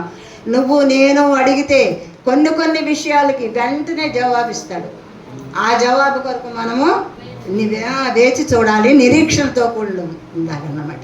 కాబట్టి ఈ విషయంలో మనము చాలా ఇదిగా ఉండాలి. కాబట్టి ఇక్కడ ఈ నిర్ణయం ఎవరికి అప్పచెప్పేశాడు ఈ కుష్ఠరోగి? చూడండి, దేవునికి అప్పచెప్పేశాడు. నీకు ఇష్టమైతేనే ప్రభువా, ఇంకా నేనేం అడగను అనుకున్నాడు మనసులో. నేను ఆయన కూడా నేను వెళ్ళను అనుకున్నాడు. ఆయన నీకు ఇష్టమైతే అంటే అక్కడే మోకాళ్ళు ఉండిపోయాడు. అప్పుడు వెంటనే యేసుప్రభుకు తెలుసండి, నాకు ఇష్టమే నువ్వు శుద్ధుడు. ఆ నిర్ణయము తీసుకున్నాడండి. అంత మంచి నిర్ణయము మరి అక్కడ దేవునికి అప్పచెప్పేశాడు. మరియమ్మ నిర్ణయము, కానా వివాహంలో మరియమ్మ గారి నిర్ణయం ఉందండి. మరి ఇక్కడ ఎవరి నిర్ణయం ఉందండి? మరి పేతురు గారి నిర్ణయం. చెరసాలలో ఉన్న వాళ్ళు సంఘం అత్యాసక్తితో ప్రార్థించింది, యేసయ్యకి వదిలిపెట్టేశారు ఆ నిర్ణయం. మాకేమవుతుంది, మా వల్ల ఏమి. మనం కొన్ని విషయాల్లో చాలా ప్రార్థిస్తామండి కదా. సంఘ తరపున చెప్తారు కొన్ని సంఘాలు ప్రార్థన చేయండి ఈ విషయంలో, ఈ విషయం చాలా ప్రార్థన చేస్తాం. ఒక్కోసారి అస్సాను అంటే దేవుని దగ్గర నుంచి రావాల్సింది కానీ మన దగ్గర నుంచి కాదు కదండి. ఆయన చిత్తమే మనం ఎదురు చూడాల్సిన వాళ్ళం, కానీ మన చిత్తమేమి కూడా ఇప్పుడు ఇది చేస్తాం అనుకుంటామండి, ఏమో చేయగలమో లేదో. ఆ దేవుని చిత్తంలో ఉంటేనే నువ్వు చేయగలవు, లేకపోతే అది ఆ రోజుకి అయిపోతూ ఉంటుంది. అలాగే ప్రతి నిర్ణయం కూడా మనం దేవునికి అప్పగించాలనేటువంటి సత్యాన్ని మనం ఇక్కడ తెలుసుకోవాలి. తర్వాత ఒక విశ్వాసం ఉన్నాడంట. ఆయన ఏం చేశాడంటండి, ఒక పొలం ఉంది ఆయనకి, చక్కగా పంట పండించుకున్నాడంటండి. చాలా సమృద్ధిగా పండిందంట. పండిన తర్వాత పెద్ద తుఫాన్ లాంటి పెద్ద వర్షం వచ్చేసిందంట. వర్షం వచ్చేసినంత సరిగ్గా పంట సమయంలో మరి వెన్నులు బరువెక్కిపోయి ఉంటాయి కదండి, అవన్నీ కూడా పక్కకు రాలిపోయి పడిపోయి ఉన్నాయంట. పడిపోయినప్పుడు ఈయన ఒక విశ్వాసి సంఘానికి వెళ్తూ ఉంటాడు, ప్రార్థిస్తూ ఉంటాడు. అయితే ఏం చేశాడంటే ఈయన ఆ రోజున ఆదివారం దేవాలయానికి వెళ్ళాడు. వెళ్తూ ఇంత పెద్ద కొబ్బరి నూనె సీసా కొనుక్కొని వెళ్ళాడు. పెద్ద కొబ్బరి నూనె సీసా తీసుకొని వెళ్ళి ప్రార్థన అంతా అయిపోయిన తర్వాత పాస్టర్ గారి దగ్గరికి వెళ్ళి, అయ్యా ఈ కొబ్బరి నూనె ప్రార్థన చేయండి అయ్యా అన్నారు. ఎందుకు అని అడిగారు పాస్టర్ గారు. అయ్యా తుఫాన్ వచ్చేసింది కదా, మీకు తెలుసు కదా, పంటలన్నీ కూడా పోయినాయి అయ్యా, ఎక్కడ పడిపోయి ఉన్నాయి, నా అన్నీ కూడా నీళ్ళల్లో నానిపోతే అవి వెన్నులు వచ్చేస్తాయి, అవన్నీ కూడా నేను అమ్ముకుంటాకి ఇంత కష్టపడ్డా సంవత్సరం పంట నేను విలువ లేదయ్యా, కాబట్టి మీరు ప్రార్థన చేసి ఆ నూనె ఇచ్చారనుకోండి అయ్యా, ఆ నూనె తీసుకెళ్ళి నా పొలమంతా చిమ్మేస్తా, అప్పుడు కార్యము చేస్తాడు దేవుడు అనేటువంటి గొప్ప విశ్వాసం. అంటే చూసారా, దృఢమైనటువంటి పాస్టర్ గారికి అర్థం అవ్వాల. ప్రార్థన చేసే పాస్టర్ గారికే అర్థం, ఇదేంటి పెచ్చగా మాట్లాడుతున్నాడు, కొబ్బరి నూనె చెల్లితే ఇవన్నీ కూడా పంట అంతా బాగుపడుతుంది అంటున్నాడు ఏంటని చెప్పేసి ఇక నో అనకూడదు కదా పాస్టర్ గారు. ఇంకా అందుకని ఏం చేశారంటే, బాబు ప్రార్థన చేస్తానని ప్రార్థన చేసి ఇచ్చారు. అది తెల్లారి చక్కగా తీసుకొని వెళ్ళాడు, సీసా తీసుకెళ్ళి ఆ గట్టు మీద నిలబడ్డాడు, ప్రార్థన చేశాడు.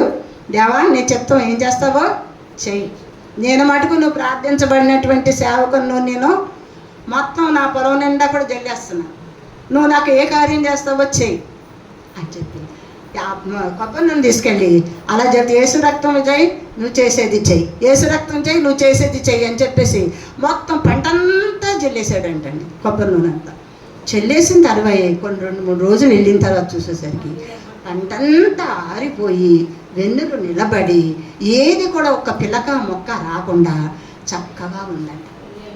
ఉండేసరికి ఇంకా అతను చూసి అక్కడే మోకాళ్ళుండి, దేవా పాస్టర్ గారికి లేని విశ్వాసము ఆ బిడ్డకి దేవుడు ఇచ్చాడు కాబట్టి అక్కడ నెరవేర్పు అనేది ఎవరికి వదిలిపెట్టేశాడు ఆ బిడ్డ, దేవుని నిర్ణయానికి వదిలిపెట్టేయబట్టే ఆ బిడ్డ ఆ కార్యం చూడగలిగాడు. బిడ్డ మీరు నేను కూడా దేవుని నిర్ణయానికి వదిలిపెట్టాలి. ఇంకొకటి చూసి మనం ముగించేసుకుందాం. మత్తయి సువార్త 8వ అధ్యాయము 5-8 చదవండి. ఆయన కపెర్నహూములో ప్రవేశించినప్పుడు ఒక శతాధిపతి ఆయన వద్దకు వచ్చి, ప్రభువా, నా దాసుడు పక్షవాయువుతో మిగులు మంటపడుచున్నాడు, ఇంటిలో పడి ఉన్నాడని చెప్పి ఆయన వేడుకునేది. యేసు, నేను వచ్చి వారిని స్వస్థపరిచిన అతనితో చెప్పగా ఆ శతాధిపతి, ప్రభువా, నేను నా ఇంటిలోకి వచ్చేటప్పుడు నేను పాల్గొనే కాదు, నీవు మాత్రం సెలవు, అప్పుడు నా దాసుడు స్వస్థపరచబడి. ఇక్కడ కపెర్నహూములో దేవుడు కపెర్నహూము అనేటువంటి ఊరిలో ప్రవేశించినప్పుడు ఒక శతాధిపతి అంటే 100 సైనికులకు పెద్ద అధికారం అనమాట. ఆయన ఒకరిని పిలవస్తే వస్తాడు, ఒకడు కూర్చుంటే నిలబడమంటే నిలబడి, ఆయనకి ఏం పని చేయక్కర్లేదు ఈ శతాధిపతి, అంత గొప్ప గౌరవంతో ఉన్నటువంటి అధిపతి. అయితే ఏమైంది, తన దాసుడు, తన ఇంటి వాళ్ళు కాదండి, తన చుట్టాలు కాదు, తన బంధువులు కాదు, రక్త సంబంధులు కాదు, ఎవరు, ఒక దాసుడు అంట, పక్షవాయువుతో పడి ఉన్నాడని చెప్పేసి చూసి మిగులు బాధపడుచు, ఎవరు బాధపడుతున్నారు, ఆ శతాధిపతి బాధపడుచు ఆయన్ని వేడుకొనెను. అక్కడ యేసుప్రభు గారు వచ్చారని చెప్పి గబగబా వెళ్ళి ఆయన్ని వేడుకున్నాడు, అంతేనండి, వేడుకున్నాడు. అయ్యా నాకు ఇది చెయ్యండి అయ్యా అని అడుగుతాం కదండి మనం సహజంగా. అలా అన్నాడు, అయ్యా ఇప్పుడు చేస్తారా, తర్వాత చేస్తారా, రేపు చేస్తారా అని అడుగుతామా, అడగం కదా. రేపు రా, పో, రేపు చూస్తాంలే అంటారనుకో, నోరు మూసుకొని మనం వెళ్ళిపోవలసిన ఉండే, ఏం చేయలేం. కానీ అక్కడ మటుకు ఆ శతాధిపతి అడిగేది చాలా బాగుంది చూడండి. పడి ఉన్నాడని చెప్పి ఆయనని వేడుకొన్నాడండి. అలాగే మనం కూడా దేవుణ్ణి వేడుకోవాలి. శతాధిపతి అంత గొప్పోడైనా, అంత గర్వం, అంత పేరు ప్రతిష్టలు ఉన్నటువంటి వాడైనప్పటికీ కూడాను మరి అతడు వచ్చి ఇక్కడ యేసుప్రభుని వేడుకున్నాడంటే యేసుప్రభు ఎంత గొప్పవాడో తెలుసుకున్నాడు కదండి, అందరి ద్వారా తెలుసుకున్నాడు కదా గొప్ప కార్యం చేయగలుగుతున్నాడని. కాబట్టి అక్కడికి వేడుకుంటే ఈయనేమంటారు, యేసుప్రభు గారు వెంటనే అన్నాడు, నేను వచ్చి వాణ్ణి స్వస్థపరిచేస్తాను అంటాడు. పోనీ రేపు వస్తానులే అయ్యా, ఎల్లుండి వస్తానులే అయ్యా అంటంలా వెంట ఆ మాట అంటాం, నేను వచ్చి నిన్ను స్వస్థపరిచేస్తాను అన్నాడు. ఎంత గొప్ప దేవుడు చూడండి మన దేవుడు. మరి ఆయన స్వస్థపరచకపోతే ఎలా ఉంటున్నామండి? రోగిష్ఠులు అయినటువంటి మనము ఏమండి? ఏదో అంటే నేను ముసలిదాన్ని, నేను పెద్దదాన్ని, నాకు ఈ రోగం అది వాస్తవం. మరి పడిచోళ్ళు, యవ్వనస్తులు వాళ్ళంతా ఏంటి ఎన్నో బలహీనతలతో బాధపడుతున్నారు. మరి ఆ బిడ్డలందరినీ కాపాడి కునుకక నిద్రపోక కాపాడుతున్న మన యేసయ్య, మన దేవుడు, మరి ఆయన ఎంత గొప్పవాడు. ఒక్కసారి ఈ మాట వేడుకుంటలో చిన్న మాట అన్నం అడిగిన దాంట్లో ఆయన చేసిన గొప్ప కార్యం ఆ యొక్క అతన్ని స్వస్థపరిచేశాడండి. ఇక్కడ శతాధిపతి ఏం తగ్గించుకున్నాడండి? తన అధికారమును తగ్గించుకున్నాడు, తన హోదాని తగ్గించుకున్నాడు, తన గర్వమును తగ్గించుకున్నాడు, తన బాగా డబ్బున్నటువంటి ఇది అహాన్ని తగ్గించుకున్నాడు. అన్నీ తగ్గించుకొని యేసయ్య దగ్గరికి వచ్చి వేడుకుంటున్నాడు. కుష్ఠరోగి నీకు ఇష్టమైతే ఆయన వేడుకున్నాడు. ఇదండి కావాల్సింది. ఈ మాట మనం అడగాలండి దేవుణ్ణి. ఏమండి? దేవుణ్ణి అడిగితే ఆయనకు అసాధ్యమైనది ఏమీ కూడా లేదు, కార్యం చేయగలడు. అయ్యా ఈ నిర్ణయానికి నీకు వదిలిపెట్టేస్తున్నాను యేసయ్య, నా ఇంట్లో ఈ సమస్య ఉందయ్యా యేసయ్య, ఈ నిర్ణయం నీకు వదిలిపెట్టేస్తాను, చెయ్యి నాయనా చెయ్యి, వేడుకో, నీకు ఇష్టమైతే అని అడుగు. ఆ స్త్రీ కూడా, విధవరాలు కూడా నీకు ఇష్టమైతే గోజాడింది, మాటి మాటికి అడిగింది, సిగ్గుమాల అడిగింది. ఏం చేశాడు చివరికి అధికారి? వీడితో బాగా బాధపడలేమని ఆ కేసుని చక్కగా సాల్వ్ చేసేసాడు. అలాగనమాట మనం అలా అడగాలి మన దేవుణ్ణి, సిగ్గుపడకూడదు దేవుడి దగ్గర. ఏమండి నేనేంటి అడిగేది, ఆయనకు తెలియదా, ఆయన చేస్తాడు కదా అని చెప్పి మనం ఎప్పుడు కూడా అనుకోకూడదు అనమాట. ప్రతిదీ ఆయన సన్నిధిలో పెట్టుకోవాలి, ప్రతిదీ ఆయన అడగాలి. కాబట్టి ప్రియులారా, మరి మనం ఈ సంఘంలో ఉన్నామంటే ఈ సంఘాన్ని మనం ఎంతవరకు కట్టబడుతున్నాం, ఎంతవరకు పునాదిగా ఉండగలుగుతున్నాము. ఒక పునాది రాయి వేసినప్పుడు ఆ రాయి మీద రాయి పడితేనే అది సంఘంగా ఏర్పడుతుంది. అలా నువ్వు ఒక సభ్యునిగా వచ్చి నీ పక్కన ఇంకో సభ్యునిగా తీసుకొచ్చినప్పుడే ఆ సంఘము బలపడుతుంది. అంతేగాని ఈ సంఘానికి వచ్చి 2 రోజుల నుంచి వెళ్ళిపోయి మళ్ళీ నేను ఇంకా ఆ సంఘానికి వెళ్తాను, ఇక్కడికి వెళ్తాను, అది కాదండి నిశ్చయిత. దేవుడు దాన్ని ఇష్టపడడు. అదొక్కటి గ్రహించండి, దేవుడు ఇష్టపడినవి అవి. కాబట్టి నువ్వు ఎక్కడున్నావు అక్కడ స్థిరంగా ఉండు, పాతికి పో.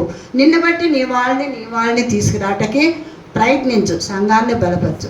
రేపెత్తబడే సంఘంగా ఉన్నప్పుడు ఆ లైన్లో మనం నిలబడి ఉంటాం. నిలబడి ఉన్నప్పుడు నువ్వు ఏ సంఘం నుంచి వచ్చావు, ఎక్కడి నుంచి వచ్చావు, ఏం నేర్చుకున్నావు, అక్కడ ఏం చెప్పారు నీకు, నువ్వు ఎలాంటి ప్రార్థన చేసావు, అది అక్కడ తీర్పు ఉంటుందండి.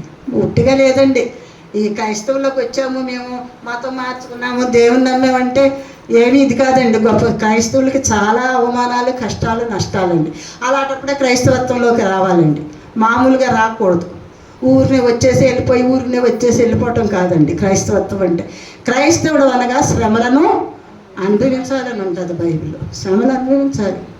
వాళ్ళు అనేక అవమానాలు మాట్లాడతారు, సిగ్గుమాలిన మాటలు మాట్లాడతారు.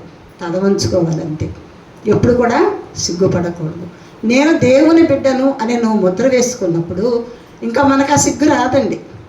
ఆ సిగ్గు అనేది రాదు. ఎక్కడికి వెళ్ళినా ఎంతమందిలో, 1000 మందిలో, 10,000 మందిలో నువ్వు నిలబడినప్పటికీ సిగ్గు అనేది రాదు. కాబట్టి మరి ఈ నిర్ణయాల్ని దేవుడు మరి ఇలాగ ఒక్కొక్కరు ఒక్కొక్క నిర్ణయాన్ని అలాగ అప్పచెప్పారంటే, కొంతమందినే మనం ఇక్కడ తీసుకున్నాం. చాలామంది ఇలాంటి వాళ్ళు ఉంటారు బైబిల్లో, నిర్ణయాలను అప్పచెప్పించిన వాళ్ళు. కానీ ఈ నిర్ణయాల్ని దేవునికి అప్పగించినప్పుడు మరియమ్మ గారి నిర్ణయం ఎంతో మంచి నిర్ణయం. ఆవిడ ఎంతంటే ఆమె పరిశుద్ధాత్మనికి ఒక కుమారునికి తల్లిగా ఉన్నటువంటి ఆ తల్లి నా కొడుకు చేయగలడు అనేటువంటి నిర్ణయము కుమారునికి అప్పచెప్పేసింది. పేతురు సంఘానికి ఆ నిర్ణయాన్ని అప్పచెప్పేశాడు. కుష్ఠరోగి దేవునికి అప్పచెప్పేశాడు. శతాధిపతి ఆ పక్షవాయు గలవని తన పనివాడిని దేవునికి అప్పచెప్పేశాడు. నువ్వు నేను ఎవరికి అప్పచెప్పాలి, ఎలా అప్పచెప్పాలి, ఏ పరిస్థితుల్లో ఉన్నావు నువ్వు, నేను ఎలా ఉన్నాను, అప్పచెప్పిన మనం తప్పే ఉందండి. వీళ్ళందరూ అప్పచెప్పి మేలు పొంది బలం పొందుకొని దేవుని చేత అనేక బహుమతులు పొందుకున్నప్పుడు మనం ఎందుకు పొందుకోకూడదు, మనం ఎందుకు అడగకూడదు, మనం ఎందుకు సిగ్గుపడాలి? సిగ్గుపడొద్దండి, మాటికి అడగండి. నీకు ఇష్టమైతే దేవా నన్ను శుద్ధిని చేయి, నన్ను శుద్ధిరాలినిగా చేయి, నాకు ఈ కష్టం నుండి తప్పించు, నాకు ఇంకెవరూ లేరు ఆదుకునేవు. రే నీ వల్ల కాదా సంఘంలో పెట్టు, సంఘంలో ప్రార్థించమనండి, సంఘం అంతా కలిసి ప్రార్థించండి, ఒక చోట ఖచ్చితంగా అవుతుంది. కాబట్టి అండి మా క్రైస్తవులైనటువంటి వాళ్ళు నిలకడ అయినటువంటి స్వభావాలు కలిగి ఉండాలి. అటుగంతు ఇటుగంతు వెయ్యొద్దని ఒక్కసారి మీకు మనవి చేస్తున్నాను. ఒకవేళ మీరు హైందవిజంలో నుంచి రావచ్చు, మీ వాళ్ళందరూ కూడా ప్రేరేపించి ఏంటి ఆ దేవుడి వల్ల నీకేం అవటం లేదు కదా, నువ్వు ఇక్కడికి వెళ్తే మంచిది కదా, అక్కడ మీద చెప్పచ్చు. కానీ నీలో స్థిరమైన విశ్వాసము, నీవు దేవునితో తీసుకున్న నిర్ణయం సరైనదైతే నువ్వు ఇక్కడే స్థిరపడండి, ఇక్కడే నువ్వు అనేక బహుమతులు ఆశీర్వాదాలు పొందగలుగుతావు. అట్టి ఆశీర్వాదాలన్నీ దేవుడు మనందరికీ ఈ దినము అనుగ్రహించునుగాక. ఆమేన్. దేవునికి మహిమ కలుగును గాక. ఇంతవరకు చక్కటి వర్తమానం వింటూ వచ్చాం. విన్న వర్తమానాన్ని బట్టి ఒకసారి దేవాతి దేవుని కృతజ్ఞతాస్తుతులు చెల్లిద్దామా. వర్తమానం ఇచ్చిన తల్లికి కుటుంబ పక్షాన సంఘ పక్షాన వందనాలు తెలియజేస్తున్నామండి. తల్లికి ఎంతో బలహీనతంగా ఉన్న దేవుని మాటలు చక్కగా పంచుకుంటూ మనల్ని బలపరిచారు, సంఘాన్ని బలపరిచారు. ఈ మాటలు బట్టి మీరు అందరూ దీవింపబడి ఆశీర్వదింపబడిన గాక. ఆమేన్. మనందరం లేచి కానుకలు సమర్పించుకుందామండి. చిన్న ప్రకటన ఉందండి. ఒకసారి మొన్న శుక్రవారం మన మధ్యకు సహోదరి సురాబి గారు వచ్చి మనకు పాంప్లెంట్ ఇచ్చి వెళ్ళారండి. అంటే ఫాతిమా అక్క వాళ్ళ అక్కగారు పాంప్లెంట్ ఇచ్చారు. ప్రేమతో అందరినీ ఆహ్వానిస్తున్నారు. వారు జీసస్ లవ్ గాస్పెల్ చర్చ్ వారు నిర్వహించు ప్రవచనాలు విడుదల, స్వస్థత, అద్భుత అభిషేక మహాసభలు జరుగుతున్నాయండి. దైవజనురాలు ప్రసంగికురాలు దాసరి విజయ కుమారి గారండి. పరలోకం నుండి వచ్చి దేవదూత చేత అభిషేకం పొందబడిన ప్రవక్తని. ఈమె తల్లిగారు 80 సంవత్సరాల దాకా ఉంటాయండి. ప్రేమతో అందరికీ ఆహ్వానమే. ఎట్టి రోగముల కొరకైనా ప్రత్యేక ప్రార్థన చేయబడును. తేదీ 2024 జూన్ 9వ తారీఖున, 10వ తారీఖున, 11వ తారీఖున ఆది సోమవారం మంగళవారం సాయంత్రం 6 గంటలకు. స్థలము వడలి సిద్ధాంతం వెళ్ళే మెయిన్ రోడ్డు కొత్త బస్ స్టాండ్ వద్ద వడలి అంటండి. వడలి ఈ ఊర్లో మనకు ఆహ్వానం వచ్చింది. మన అందరినీ కూడా ప్రేమతో ఆహ్వానిస్తున్నారు. రావాలనుకునే వారు ఒకసారి సంప్రదిస్తే అందరం కలిసి వెళ్దామండి. రేపు నైట్ వెళ్దాం. ఈ నైట్ కుదరదు కాబట్టి ఒక రోజు వెళ్దాము. అందరికీ కూడా ఈ పాంప్లెంట్ చూసి చదివి వెళ్ళండి. అందరూ కూడా రండి, ప్రేమతో ఆహ్వానించారు. అందరూ కూడా రండి తప్పనిసరిగా. అలాగనే మన వచ్చే ఆదివారం నుంచి మన ఆరాధన 11 గంటలకేనండి. ఎప్పుడండి? వచ్చే ఆదివారం నుంచి మన ఆరాధన 11 గంటలకి యథావిధిగా ప్రారంభించబడుతుంది. రాని వారికి తెలియచేయండి, వారిని అందరినీ నడిపించండి. ఈ మాటలు గుర్తుపెట్టుకుని అలాగే మంగళవారం స్త్రీలందరూ కలిసి ప్రార్థన కూడుకుంటుంది. చక్కగా ప్రార్థనలు జరుగుతున్నాయి. సమస్యల కొరకు, కుటుంబాల కొరకు అనేక విషయాలు ప్రార్థనలు జరుగుతున్నాయి. మరి ఎవరు కూడా ఏకీపించలేకపోతున్నారు. ఏకీపించండి. ప్రార్థనలు ఏకీపిస్తే చాలా మంచిదండి. కార్యాలు జరుగుతాయి. మనం దేవునికి దగ్గర అవుతాం. ప్రార్థనలో ఉండటం వల్ల మనం దేవునికి దగ్గర అవుతాము. ఈ విషయాన్ని గమనించి మంగళవారం 1 గంట, గంటన్నర ప్రార్థనలు జరుగుతున్నాయండి. వాక్యం ఉండదు కానీ కేవలం ప్రార్థనలు జరుగుతున్నాయి. ఆ విషయంలో పొందండి. శుక్రవారం ఉపవాస కూడిక యథావిధిగా 11 గంటలకే కూడిక, ఉపవాస కూడిక. దాన్ని గమనించండి. ఉపవాస కూడిక ప్రతి ఒక్కరూ రావాలి. ఆదివారం ఎంతమంది అయితే వస్తున్నామో ఉపవాస కూడికలో కూడా అంతమంది ఉండాలి. ఉంటేనే విజయాలు పొందుకుంటాం, జయాలు స్వతంత్రించుకుంటాం. ఖచ్చితంగా శుక్రవారం ఉపవాస కూడికి అందరూ రావాల్సిందిగా మనం చేస్తున్నాం. తీర్మానించుకోండి. ఈ సంవత్సరాలు గడుస్తున్నాయి, మనం తీర్మానాలు ఏమో తొలగిపోతున్నాయి. దేవుని సన్నిధికి చాలా దూరం అవుతున్నాం. ఆదివారం ఒక్కసారి వస్తే సరిపోతుంది అని అనుకుంటున్నాం కానీ కాదు. మనం బలము పొందుకోవాలి, శక్తి పొందుకోవాలంటే మన ప్రార్థనలో ఎక్కువగా ఉండాలి. అలాగే మన ఉపవాస ప్రార్థనలు కూడా పెట్టుకోవాలండి. రానున్న జూలై, ఆగస్టు ఈ నెలలో ఎప్పుడు దేవుడిస్తే ఆ డేట్లో పెట్టుకుందాం. ఇప్పటి నుండి కూడా మీరు ప్రార్థనలో జ్ఞాపకం చేసుకుని 7 దినాల ఉపవాస ప్రార్థనలు జ్ఞాపకం చేసుకోండి. ఈ విషయం గమనించండి. అలాగనే బలహీనుల కొరకు ప్రార్థించవలసిందిగా మరొకసారి మనం చేస్తున్నాను. అలాగే సుబ్బారావు గారి గురించి ప్రార్థన చేయండి. మరలా షిక్ అయ్యారు అని చెప్పారు. ప్రార్థనలో జ్ఞాపకం చేసుకోండి. మంచి ఆరోగ్యం తండ్రి గారికి అనుగ్రహించినట్లుగా ప్రార్థనలో జ్ఞాపకం చేసుకోండి. లక్ష్మి గారి గురించి ప్రార్థన చేయండి. అలాగే రమ్య గురించి ప్రార్థన చేయండి, బాగా ప్రార్థన చేయండి. అలాగే ఇప్పుడు వాక్యం చెప్పిన తల్లి గారు సావిత్రమ్మ గారి గురించి కూడా ప్రార్థన చేయండి. తల్లి చాలా బలహీనరాలు, ఒక్కొక్కసారి ఎంతో బలహీనతగా ఉంటారు. ఆ బలహీనతను బట్టి తల్లి రాలేకపోతారు. చక్కటి అనుభవం కలిగిన తల్లి, చిన్నప్పటి నుంచి దైవ సన్నిధిలో పెరిగిన తల్లి. ఇలాంటి తల్లులు మన మధ్యన ఉంటే మన ఎంత ఆశీర్వకరము. మీరు ప్రార్థన చేయండి. అలాగే మల్లిక పిల్లల గురించి కూడా మీరు ప్రార్థనలో జ్ఞాపకం చేసుకోండి. మల్లిక బాలింతరాలు, చంటిబిడ్డ. అలాగే లావణ్య బిడ్డ గురించి కూడా ప్రార్థనలో జ్ఞాపకం చేసుకోండి. ఆ చంటిబిడ్డ బొడ్డు పైకి ఉందండి, ఆ విషయంలో కూడా మీరు ప్రార్థనలో జ్ఞాపకం చేసుకోండి. ఆత్మీయ తల్లికి మంచి ఆరోగ్యం వచ్చేటట్టుగా ప్రార్థనలో జ్ఞాపకం చేసుకోండి. అలాగే తండ్రి గారికి కూడా షుగరు, తల్లి గారి షుగరు, మరి లక్ష్మి గారికి, సత్యనారాయణ గారికి, అలాగే పాత్మాకు కూడా ఇలా షుగర్ ఉన్న వారందరి కొరకు ఈ అసూకాలంలో మరింతగా ఎక్కువగా ప్రార్థన చేయండి. మీరు గమనించండి. ప్రార్థన చేసుకోలేదని ఎవరు అన్నిత భావించద్దు.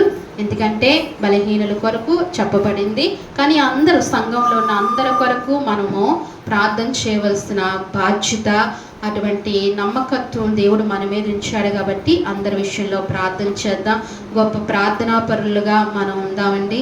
గొప్ప విశ్వాసులుగా మారదాం. దైవభక్తులుగా, దైవ పిల్లలంగా మనం ఉందాము. విన్న వాక్యాలు మన హృదయాల్లో నీరు కట్టుకుని ఫలించే కృప దేవుడు ఇచ్చేటట్టుగా కూడా అడుగుదాం.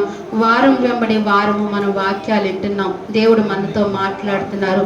మరి ఏమి నేర్చుకుంటున్నామో దాని తగ్గ జీవితం ఎలా జీవిస్తున్నామో అనేది మన మనస్సాక్షులతో మనము గమనించుకుని దేవుడితో సంబంధం కలిగి దేవుని అందు జీవిద్దామండి. పట్టుదలతో జీవిద్దాం. ఒక మంచి క్రైస్తవుడుగా మన తుది శ్వాస వరకు కూడా మంచి క్రైస్తవురాలుగా మనం జీవిద్దామండి. అట్టి రీతిగా జీవించి ప్రార్థన చేసుకుందాం. చివరి ప్రార్థన చేసుకుందాం. అందరూ కళ్ళు మూసుకోండి. ఆత్మతో సత్యంతో ఆయన్ను ప్రార్థించండి. మహాపరిశుద్ధమైన ప్రేమగల తండ్రి, మహాగరుడ, మహోన్నతుడా, మీ ఘనమైన, ఉన్నతమైన, పరిశుద్ధమైన నామానికి వందనాలు, స్తోత్రాలు చెల్లిస్తున్నాము ప్రభువా. గడిచిన నా ప్రభు పరిశుద్ధ దినము నుంచి ఈ నా ప్రభు పరిశుద్ధ దినము వరకు కూడా నీ సజీవమైన, నీ బలిష్టమైన రెక్కల చాటున మీరు భద్రపరిచినందుకే మీకు వందనాలు, స్తోత్రాలు చెల్లిస్తున్నాము ప్రభువా. నువ్వు గొప్ప దేవుడువు ప్రభువా. నువ్వు శక్తిమంతుడువు తండ్రి నాయన. అయా నువ్వు నిత్యుడగు తండ్రివి ప్రవ్వా. సైన్యమునకు అధిపతికి యెహోవా దేవానికి స్తోత్రాలు ప్రవ్వా. అయా ఈ సమయంలో ప్రవ్వా, ఉదయమునైనా ప్రవ్వా 9 గంటల ప్రాంతం నుండి ప్రవ్వా ఈ సమయం వరకు నీ సన్నిధిలో ఉండే కృపనిచ్చినందుకే వందనాలు ప్రవ్వా. లోకములో ఇంటి దగ్గర ఉంటే మాకు ఏమి ప్రయోజనము కాదు ప్రవ్వా. నీ సన్నిధిలో ఉంటే మాకు అంతా దీవెనే ప్రవ్వా. అయా ఇదిగో మరి ఎన్నో కృపనిస్తావు ప్రవ్వా. ఇంతవరకు నీ సన్నిధిలో ఉండే కృపను మాకు ఇచ్చావు తండ్రి. అట్టినైనా ప్రవ్వా కృపతో మమ్మల్ని నింపినందుకే నీకు వందనాలు, స్తోత్రాలు. పాటల ద్వారా మీరు మహిమ పొందుకున్నారు తండ్రి. అలాగే వాక్యములో చదవటం ద్వారా, అలాగే స్తుతి ఆరాధనల ద్వారా, సాక్ష్యముల ద్వారా ప్రవ్వా ఇదిగో అయా తల్లిని నిలబెట్టుకుని వాక్యము ద్వారా మీరు మాకు అన్ని విషయంలో సహాయపడుతూ వచ్చినందుకే మీకు వందనాలు, స్తోత్రాలు. అల్లరి చిల్లరగా కాకుండా ఆత్మీయంగా ఆరాధన మీరు జరిగించుకున్నందుకే నీకు వందనాలు ప్రవ్వా. అయా ఇదిగో మరి నువ్వు క్రమానికి కర్తవు ప్రవ్వా. ఎక్కడైతే క్రమం ఉంటుందో అక్కడ నువ్వు ఉండేవాడువు ప్రవ్వా. మీరు మా మధ్యన ఉండి మా ఆరాధన అంతటినీ కూడా మీరు అంగీకరించినందుకే నీ స్తోత్రాలు. మా అందరికీ ఒక తృప్తిని దయచేయండి ప్రవ్వా. అయా ప్రభువుని నేను మనస్ఫూర్తిగా ఆరాధించాను, ఉదయాంతరంగముగా నేను నా దేవుని సేవించానని గొప్ప నమ్మకం ప్రతి హృదయాల్లో పుట్టించండి. అయా వెళ్ళాము వచ్చామని మనస్సు కాకుండా తండ్రి ఒక తృప్తిని, ఒక ఆరాధకులుగా మమ్మల్ని మార్చమని మీ సన్నిధిలో ప్రార్థిస్తున్నాం తండ్రి. సహాయము చేయండి ప్రవ్వా. అయా శక్తిమంతుడు తండ్రి నీకు వందనాలు. అలాగే నైనా ప్రవ్వా ఇదిగో మరి బలహీనుల కొరకు ప్రార్థిస్తున్నాం ప్రవ్వా. బలపరచండి, మంచి ఆరోగ్యాలు వారికి దయచేయమని ప్రార్థిస్తున్నాను తండ్రి. అయా సుబ్బారావు గారు జ్ఞాపకం చేసుకోండి, స్వస్థపరచండి. ఎన్నో ప్రమాదముల నుంచి మీరు తప్పించారు. ఈ సహవాసంలో పరిచయం అయిన తర్వాత ప్రవ్వా అయా మేమందరము కలిసి ప్రార్థించినప్పుడు ప్రవ్వా అయా భయంకరమైన ప్రమాదముల నుంచి తండ్రి గారిని తప్పిస్తూ వచ్చావు తండ్రి. నీకు వందనాలు తండ్రి. మంచి ఆరోగ్యమును, బలమును, శక్తిని సంపూర్ణంగా భార్య భర్తలు ఇరువురికి మీరు దయచేయమని అడుగుతున్నాను తండ్రి. సహాయం చేయండి. అలాగే లక్ష్మి గారు జ్ఞాపకం చేసుకోండి. తల్లి వేదనతో కన్నీటితో సాక్ష్యం పంచుకున్నారు. నా దేవుడు నమ్మదగిన దేవుడు, నా దేవుడు స్వస్థపరిచారని నీకు మహిమ కలిగినట్లుగా అయా సాక్ష్యాన్ని ఇస్తూ వచ్చారు ప్రభువా. వారి జీవితంలో గొప్ప కార్యం మీరు చేస్తూ వచ్చారు నాయన. మరి అంత ఎక్కువైన షుగర్ను ప్రభువా, మరి ఆమెకి ఏమీ తెలియకుండా బలహీనపరచుకున్న బలపరుస్తూ నడిపిస్తూ అయా కృపణిస్తూ వచ్చిన విధానం కొరకే వందనాలు. మరి ఆ షుగర్ లెవెల్స్ని తగ్గించండి, అయా మంచి ఆరోగ్యమును ప్రసాదించండి. ఇంక నాయన ఇన్సులిన్స్తో పని లేకుండా సహాయము చేయండి. చక్కటి మందులతో అయా ఇదిగో మరి నాయన ప్రభా మంచి కృపనిమ్మని నీ సన్నిధిలో ప్రార్థిస్తున్నాను. ఆరోగ్యం ప్రసాదించండి దేవా, నీకు స్తోత్రాలు ప్రభా. అలాగే రమ్య కొరకు ప్రార్థిస్తున్నాం ప్రభా. నాయన బిడ్డని మీరు జ్ఞాపకం చేసుకోండి. రమ్యకున్న నాయన ప్రభా చెడును తన్ని ప్రభా మీరు తొలగించండి ప్రభా. లివర్ దగ్గర ఉన్న చెడును మీరు తొలగించండి ప్రభా. గొప్ప ఆరోగ్యము బిడ్డకు ప్రసాదించండి ప్రభా. సహాయం చేయండి. అలాగే ఆ బిడ్డ ప్రభా నైనా నిన్ను రక్షణ పొందుకోవడానికి, నిన్ను అంగీకరించడానికి, గొప్ప హృదయం కలిగి ఉండటానికి సహాయం చేయండి. తన కుటుంబం అంతా రక్షింపబడటానికి అయా మీరు బలపరచమని అడుగుతున్నాను ప్రభా. అలాగనే తండ్రి బిడ్డ ప్రార్థన కోరుకుంది ప్రభా. మేమందరము ప్రభా అక్కడికి వెళ్ళి తండ్రి నైనా నీ సువార్త ప్రకటించి ఆ కుటుంబంలో ప్రార్థన చేసి నీ నామాన్ని హెచ్చించి రావడానికి ఒక సమయాన్ని మాకు మీరు ఏర్పరచమని మీ సన్నిధిలో ప్రార్థిస్తున్నాం తండ్రి. ఆ సమయం మీరు మాకు దయచేయండి. మీరు దయచేసిన సమయాన్ని మా రాకపోకలి యందు నైనా అన్ని విషయంలో సౌఖ్యము దయచేయమని నీ కృపను అనుగ్రహించమని ప్రార్థిస్తున్నాం. ఆ బిడ్డను ముట్టండి, బలపరచండి, స్వస్థత దయచేయండి తండ్రి. అది చెడుని తీసుకోవడానికి అవకాశంను, ఆర్థిక అయ్యే సహాయాన్ని కూడా మీరు అందించమని ప్రార్థిస్తున్నాను ప్రభా. అలాగే నీ తండ్రి లావణ్యాన్ని మీరు జ్ఞాపకం చేసుకోండి. ఆ వచ్చిన చంటి బిడ్డని మీరు జ్ఞాపకం చేసుకోండి. ఆ బిడ్డనైనా ప్రభు పట్టును కూడా మీరు ముట్టండి ప్రభా. స్వస్థపరచండి. నీ గాయపడిన హస్తం ఆ బిడ్డ మీద ఉంచమని ప్రార్థిస్తున్నాను తండ్రి. సహాయం చేయండి ప్రభా. అలాగే నీ తండ్రి నాయన ఇదిగో మరి మల్లికాను తన బిడ్డలను కూడా మీరు జ్ఞాపకం చేసుకోండి నాయన. కుమార్తెకు మంచి ఆరోగ్యం దయచేయండి. మన మల్లికాకు లో బీపీ వచ్చినప్పుడు ప్రభువా మీరు ముట్టి స్వస్థపరిచినందుకే కూడా మీకు వందనాలు. అలాగే చంటి బిడ్డకు గాలుపు తగిలి మీరు ముట్టి స్వస్థపరిచిన విధానం కొరకే మీకు వందనాలు, స్తోత్రాలు చెల్లిస్తున్నా. ఆ కుటుంబం చుట్టూ కంచి వేయండి ప్రభా. అలాగే నీ తండ్రి నైనా ఇగో మరి పాతమాకు కూడా మంచి ఆరోగ్య బలమును శక్తిని దయచేయండి. అయ్యా తండ్రి సత్యనారాయణ గారికి ఆరోగ్యం దయచేయండి. తల్లి లక్ష్మి గారికి ఆరోగ్యం దయచేయండి ప్రభా. అలాగే ఆత్మీయ తల్లికి నాయన అత్తయ్యకి ఆరోగ్యం దయచేయండి ప్రభా నాయన. అలాగే నేను ప్రభా ఇదిగో తండ్రి సావిత్రమ్మ గారికి మంచి ఆరోగ్యంను, బలమును, శక్తిని దయచేయండి. బలముతో మీరు నింపండి, శక్తితో మీరు నింపమని అడుగుచున్నాను ప్రభా. ఇలాగా దీర్ఘకాలపు వ్యాధులతో బాధపడుతున్న ప్రతి వారిని మీరు జ్ఞాపకం చేసుకోండి, ముట్టండి, స్వస్థపరచండి. నీ గాయపడిన హస్తం ఉంచండి అయా. సహాయము చేయమని ప్రార్థిస్తున్నాను. ప్రతి ఒక్కరితో మీరు తోడుగా ఉండండి ప్రభా. నీ కృప దయచేయండి. విన్న వాక్యాన్ని బట్టి మీకు వందనాలు, స్తోత్రాలు చెల్లించుకుంటున్నాం ప్రభా. దేవానికి స్తోత్రాలు ప్రభా. అయ్యా దావీదు అంటున్నాడు ప్రభా అయ్యా ఇదిగో మరి నా దేవుడువు నీవే నాయనా ప్రభా. నీ చిత్తానుసారముగా ప్రవర్తించుటకు నాకు కృపనివ్వని దావీదు అడిగాడు ప్రభా. నీ చిత్తానుసారమైన ప్రవర్తన మాకు దయచేయండి ప్రభా. దేవా నీ చిత్తానుసారముగా అడిగే కృపను కూడా మాకు అనుగ్రహించండి నాయన. నీ చిత్తంలో మేము మసులుకోవడానికి కృపను అనుగ్రహించమని ప్రార్థిస్తున్నాం ప్రభా. అయ్యా మరియా ప్రభా ఆ విందులో లోటును చూసి ప్రభా నా కుమారుడు చేయగలడు అని ప్రభా నీ దగ్గరికి వచ్చి చెప్పినప్పుడు ప్రభా అయ్యా నువ్వు తగిన సమయంలో నీ చిత్తానుసారంగా ఆ నీళ్లను ద్రాక్షారసముగా మార్చావయ్యా. నీకు వందనాలు, స్తోత్రాలు చెల్లిస్తున్నాము ప్రభా. అలాగనే తండ్రి నాయన సంఘము ప్రభా అత్యాశక్తితో ప్రార్థిస్తుంది ప్రభా. అలాగే నీ చిత్తానికి అప్పచెప్పుకుని సంఘం అత్యాశక్తితో ప్రార్థిస్తున్నప్పుడు ప్రభా పేతురును చెరసాలలోంచి సంకెళ్ళు విప్పి తండ్రి నువ్వు బయటకు తీసుకొచ్చావయ్యా నీ చిత్తానుసారముగా. తండ్రి నీకు వందనాలు, స్తోత్రాలు ప్రభా. అలాగనే ప్రభా ఒక కుష్టి వ్యాధి ప్రభా నాయన కుష్టి రోగి ప్రభా నీ దగ్గరకు వచ్చి అయ్యా నీ చిత్తమైతే నన్ను శుద్ధుని చేయని అడిగాడు ప్రభా. నీ చిత్తానుసారంగా ఆ వ్యక్తిని శుద్ధుడిగా చేస్తావు తండ్రి. దేవా నీకు వందనాలు, స్తోత్రాలు ప్రభా. అలాగనే ప్రభా నాయన అయ్యా నీ చిత్తానుసారముగా అడిగిన వారికి అందరికీ నువ్వు సహాయపడుతూ వచ్చావు తండ్రి. నీకు వందనాలు ప్రభా. నీకు నేను ఏమిచ్చి రుణం తీర్చుకోగలము తండ్రి. నువ్వు గొప్ప దేవుడు ప్రభా నాయన. దావీదు అన్నాడు, నీ చిత్తానుసారముగా ప్రవర్తించే కృపనిమ్మన్నాడు ప్రభా. మా జీవితాల్లో కూడా విన్న వాక్యాన్ని బట్టి ఈరోజు మీరు నాతో మాట్లాడిన విధానాన్ని బట్టి ప్రభా నీ చిత్తానుసారముగా మా జీవితాలు అర్పించుకోవడానికి, అంతేకాదు ప్రభా నీ చిత్తానుసారమైన ప్రార్థన చేయడానికి కూడా మాకు మీరు సహాయం చేయండి ప్రభా.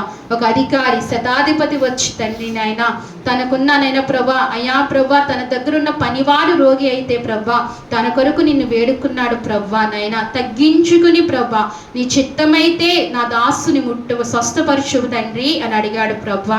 అవును తండ్రి నాయన, ఏదైనా మేము అడిగినప్పుడు నీ చిత్తమైతే అని నాయన ఒక హృదయపూర్వకమైన ఒక చిన్న మాట పలికి మేము ప్రార్థన చేయడానికి మీరు మాకు సహాయం చేయండి ప్రభా. అయా మేము నాయన తగ్గించుకుని నీ సన్నిధిలో ప్రార్థించే కృప ఇవ్వండి ప్రభా. అయా వాక్యానుసారంగా జీవించే గొప్ప కృపలో మమ్మల్ని అయా నడిపించమని ప్రార్థిస్తున్నాం. విన్న వాక్యాలు విడిచిపెట్టకుండా దాని ప్రకారంగా జీవించే అభిషేకాన్ని పంపించు తండ్రి. నీకు వందనాలు స్తోత్రాలు తండ్రి. మమ్మల్ని నడిపించు ప్రభా. కొద్దివారమే తండ్రి, నువ్వు అంటున్నావు కదా కొద్దివారే గొప్పవారని ప్రభా. నీ తోడు ఉంటే అయినా మేము గొప్పవారమే ప్రభా. మాలో ఏమీ లేదు కానీ అయా సమస్తము నీలో ఉంది తండ్రి. నువ్వు సహాయం చేయగలిగిన దేవుడు అయా. ఇది మహా అభివృద్ధి, తుదుకు మహా అభివృద్ధి పొందుతుందని నువ్వు సెలవిచ్చావు తండ్రి. సహనముతో ఓపికతో ప్రభా మేమందరం కనిపెట్టి ప్రార్థించే కృప దయచేయండి మాకు నైనా ప్రభా. అవసరతలన్నీ తీర్చండి, మా మందిర అవసరతలన్నీ తీర్చండి. మా అందరిలో భారమును దయచేయండి అయ్యా. మందిరం ఏ అవసరతతో ఉందో, మందిరము ఏ కొదవలతో ఉందో ప్రభా గ్రహించుకునే భారాన్ని మీరు దయచేయండి ప్రభా. నీ కొరకు మేము కష్టపడి పనిచేసే కృప మాకు ఇవ్వండి ప్రభా. మా అందరినీ మీరు ప్రోత్సహించండి ప్రభా. మా అందరినీ ప్రభా మీరు పురుగొల్పించండి తండ్రి. మేమందరము కలిసి తండ్రి నీ కొరకు ఏదైనా చేసే కృప మాకు దయచేయమని అడుగుతున్నాము ప్రభా. మా కొరకు మేము బ్రతికే నైనా ప్రభా ఆలోచనలు మా నుంచి తొలగించి నీ కొరకు బ్రతికే ఆలోచనలు మాకు దయచేయమని సంపూర్ణంగా మమ్మల్ని ఆ రీతిగా తీర్చిదిద్దామని ప్రార్థిస్తున్నాను తండ్రి. సహాయం చేయండి. ఈ ఆదివారం ఆరాధన అంతటినీ మీరు జ్ఞాపకం చేసుకోండి. ఆదివారం ఆరాధనకు వచ్చిన ప్రతి బిడ్డను తండ్రి పేరు పేరున మీరు జ్ఞాపకం చేసుకోండి తండ్రి. అందరినీ దీవించండి. ఇంత అడుగు పెట్టిన ప్రతి బిడ్డ అందరినీ మీరు దీవించి ఆశీర్వదించమని నీ కృప దయచేయమని నీ సన్నిధిలో ప్రార్థిస్తుంటున్నాం ప్రభా. జయలక్ష్మి గారిని అయ్యా ఇదిగో మరి యశోదమ్మ గారిని, అలాగే నేను చంద్రమ్మ గారిని ప్రభా, వరలక్ష్మి గారిని, అలాగే ప్రభా నూతనముగా వచ్చిన ప్రభా లక్ష్మి గారు వదిని గారిని, అలాగే ప్రభా ఇగో ఇక్కడ ఉన్న యవన బిడ్డలను మా అందరినీ కూడా మీరు జ్ఞాపకం చేసుకోమని, ఇంకెవరైతే ఉన్నారో వారిని ఎవరినైతే మర్చున్నానో మున్నీని అందరినీ కూడా జ్ఞాపకం చేసుకొని పేరు పేరున మీరు దీవించమని, ఆరికాను అందరినీ ఆశీర్వదించమని నీ సన్నిధిలో ప్రార్థిస్తూ మీకు వందనాలు స్తోత్రాలు చెల్లించుకుంటూ, అలాగనే మాకు పంపబడిన పాంప్లెంట్ విషయంలో ప్రార్థిస్తున్నాం తండ్రి. ఆ కూడుకులు మీరు జ్ఞాపకం చేసుకొని నీ నామ మహిమార్థంగా జరిగించండి ప్రభా. అయా నీ దాసురాలు నా స్థలమునకు నడిపిస్తున్నారు, బలముగా మీరు వాడుకోండి. నీ అభిషేకం నుంచి అక్కడనైనా నీ పని ఎంతవరకు చేయాలో అంతవరకు నీ దాసురాల ద్వారా మీరు చేయించుకోమని ప్రార్థిస్తున్నాను తండ్రి. అనేక నూతన ఆత్మలు ఆ సహవాసంలో చేర్చబడటానికి కూడా సహాయం చేయండి అయా. సురాబి గారు జ్ఞాపకం చేసుకోండి. నీ పని విషయంలో ఆసక్తి కలిగి ఆమె పరిగెడుతుండగా మంచి ఆరోగ్యం ఆమెకి దయచేయమని ప్రార్థిస్తున్నాను తండ్రి. నీ చిత్తం ఉంటే మా అందరినీ అక్కడికి నడిపించి అందులో పాల్పొందులు పొందుకోవడానికి నీ కృప దయచేయమని నీ సన్నిధిలో ప్రార్థించుకుంటూ, అలాగే తండ్రి మా తండ్రి గారైన ఆత్మీయ తండ్రి గారిని మీరు జ్ఞాపకం చేసుకోండి. మంచి ఆరోగ్యమును బలమును శక్తిని శ్రీపాలయ్య గారికి దయచేయండి. మంచి స్వస్థతను దయచేయండి. మంచి ఆరోగ్యమును మీరు అనుగ్రహించమని ప్రార్థిస్తూ నీ కృప దయచేయమని ఈ వేళల్లో అందరినీ మీరు జ్ఞాపకం చేసుకుని మా అందరినీ ఇంటికి నైనా ప్రభా నీ దైవ దీవులతో ఇచ్చి పంపించమని, నెమ్మది శాంతి భద్రత కృపను అనుగ్రహించమని అయా మా అందరినీ బలపరిచి నడిపించమని స్తుతించి ప్రార్థించి మా ప్రియరక్షకుడైన యేసుక్రీస్తు నామములో అడిగి వేడుకుంటున్నాము తండ్రి.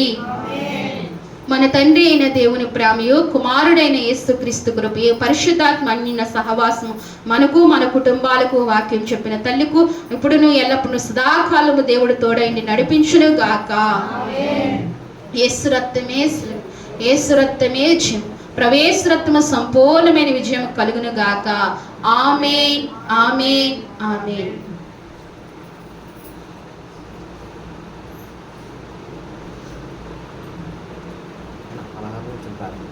అందరికీ వందనాలండి.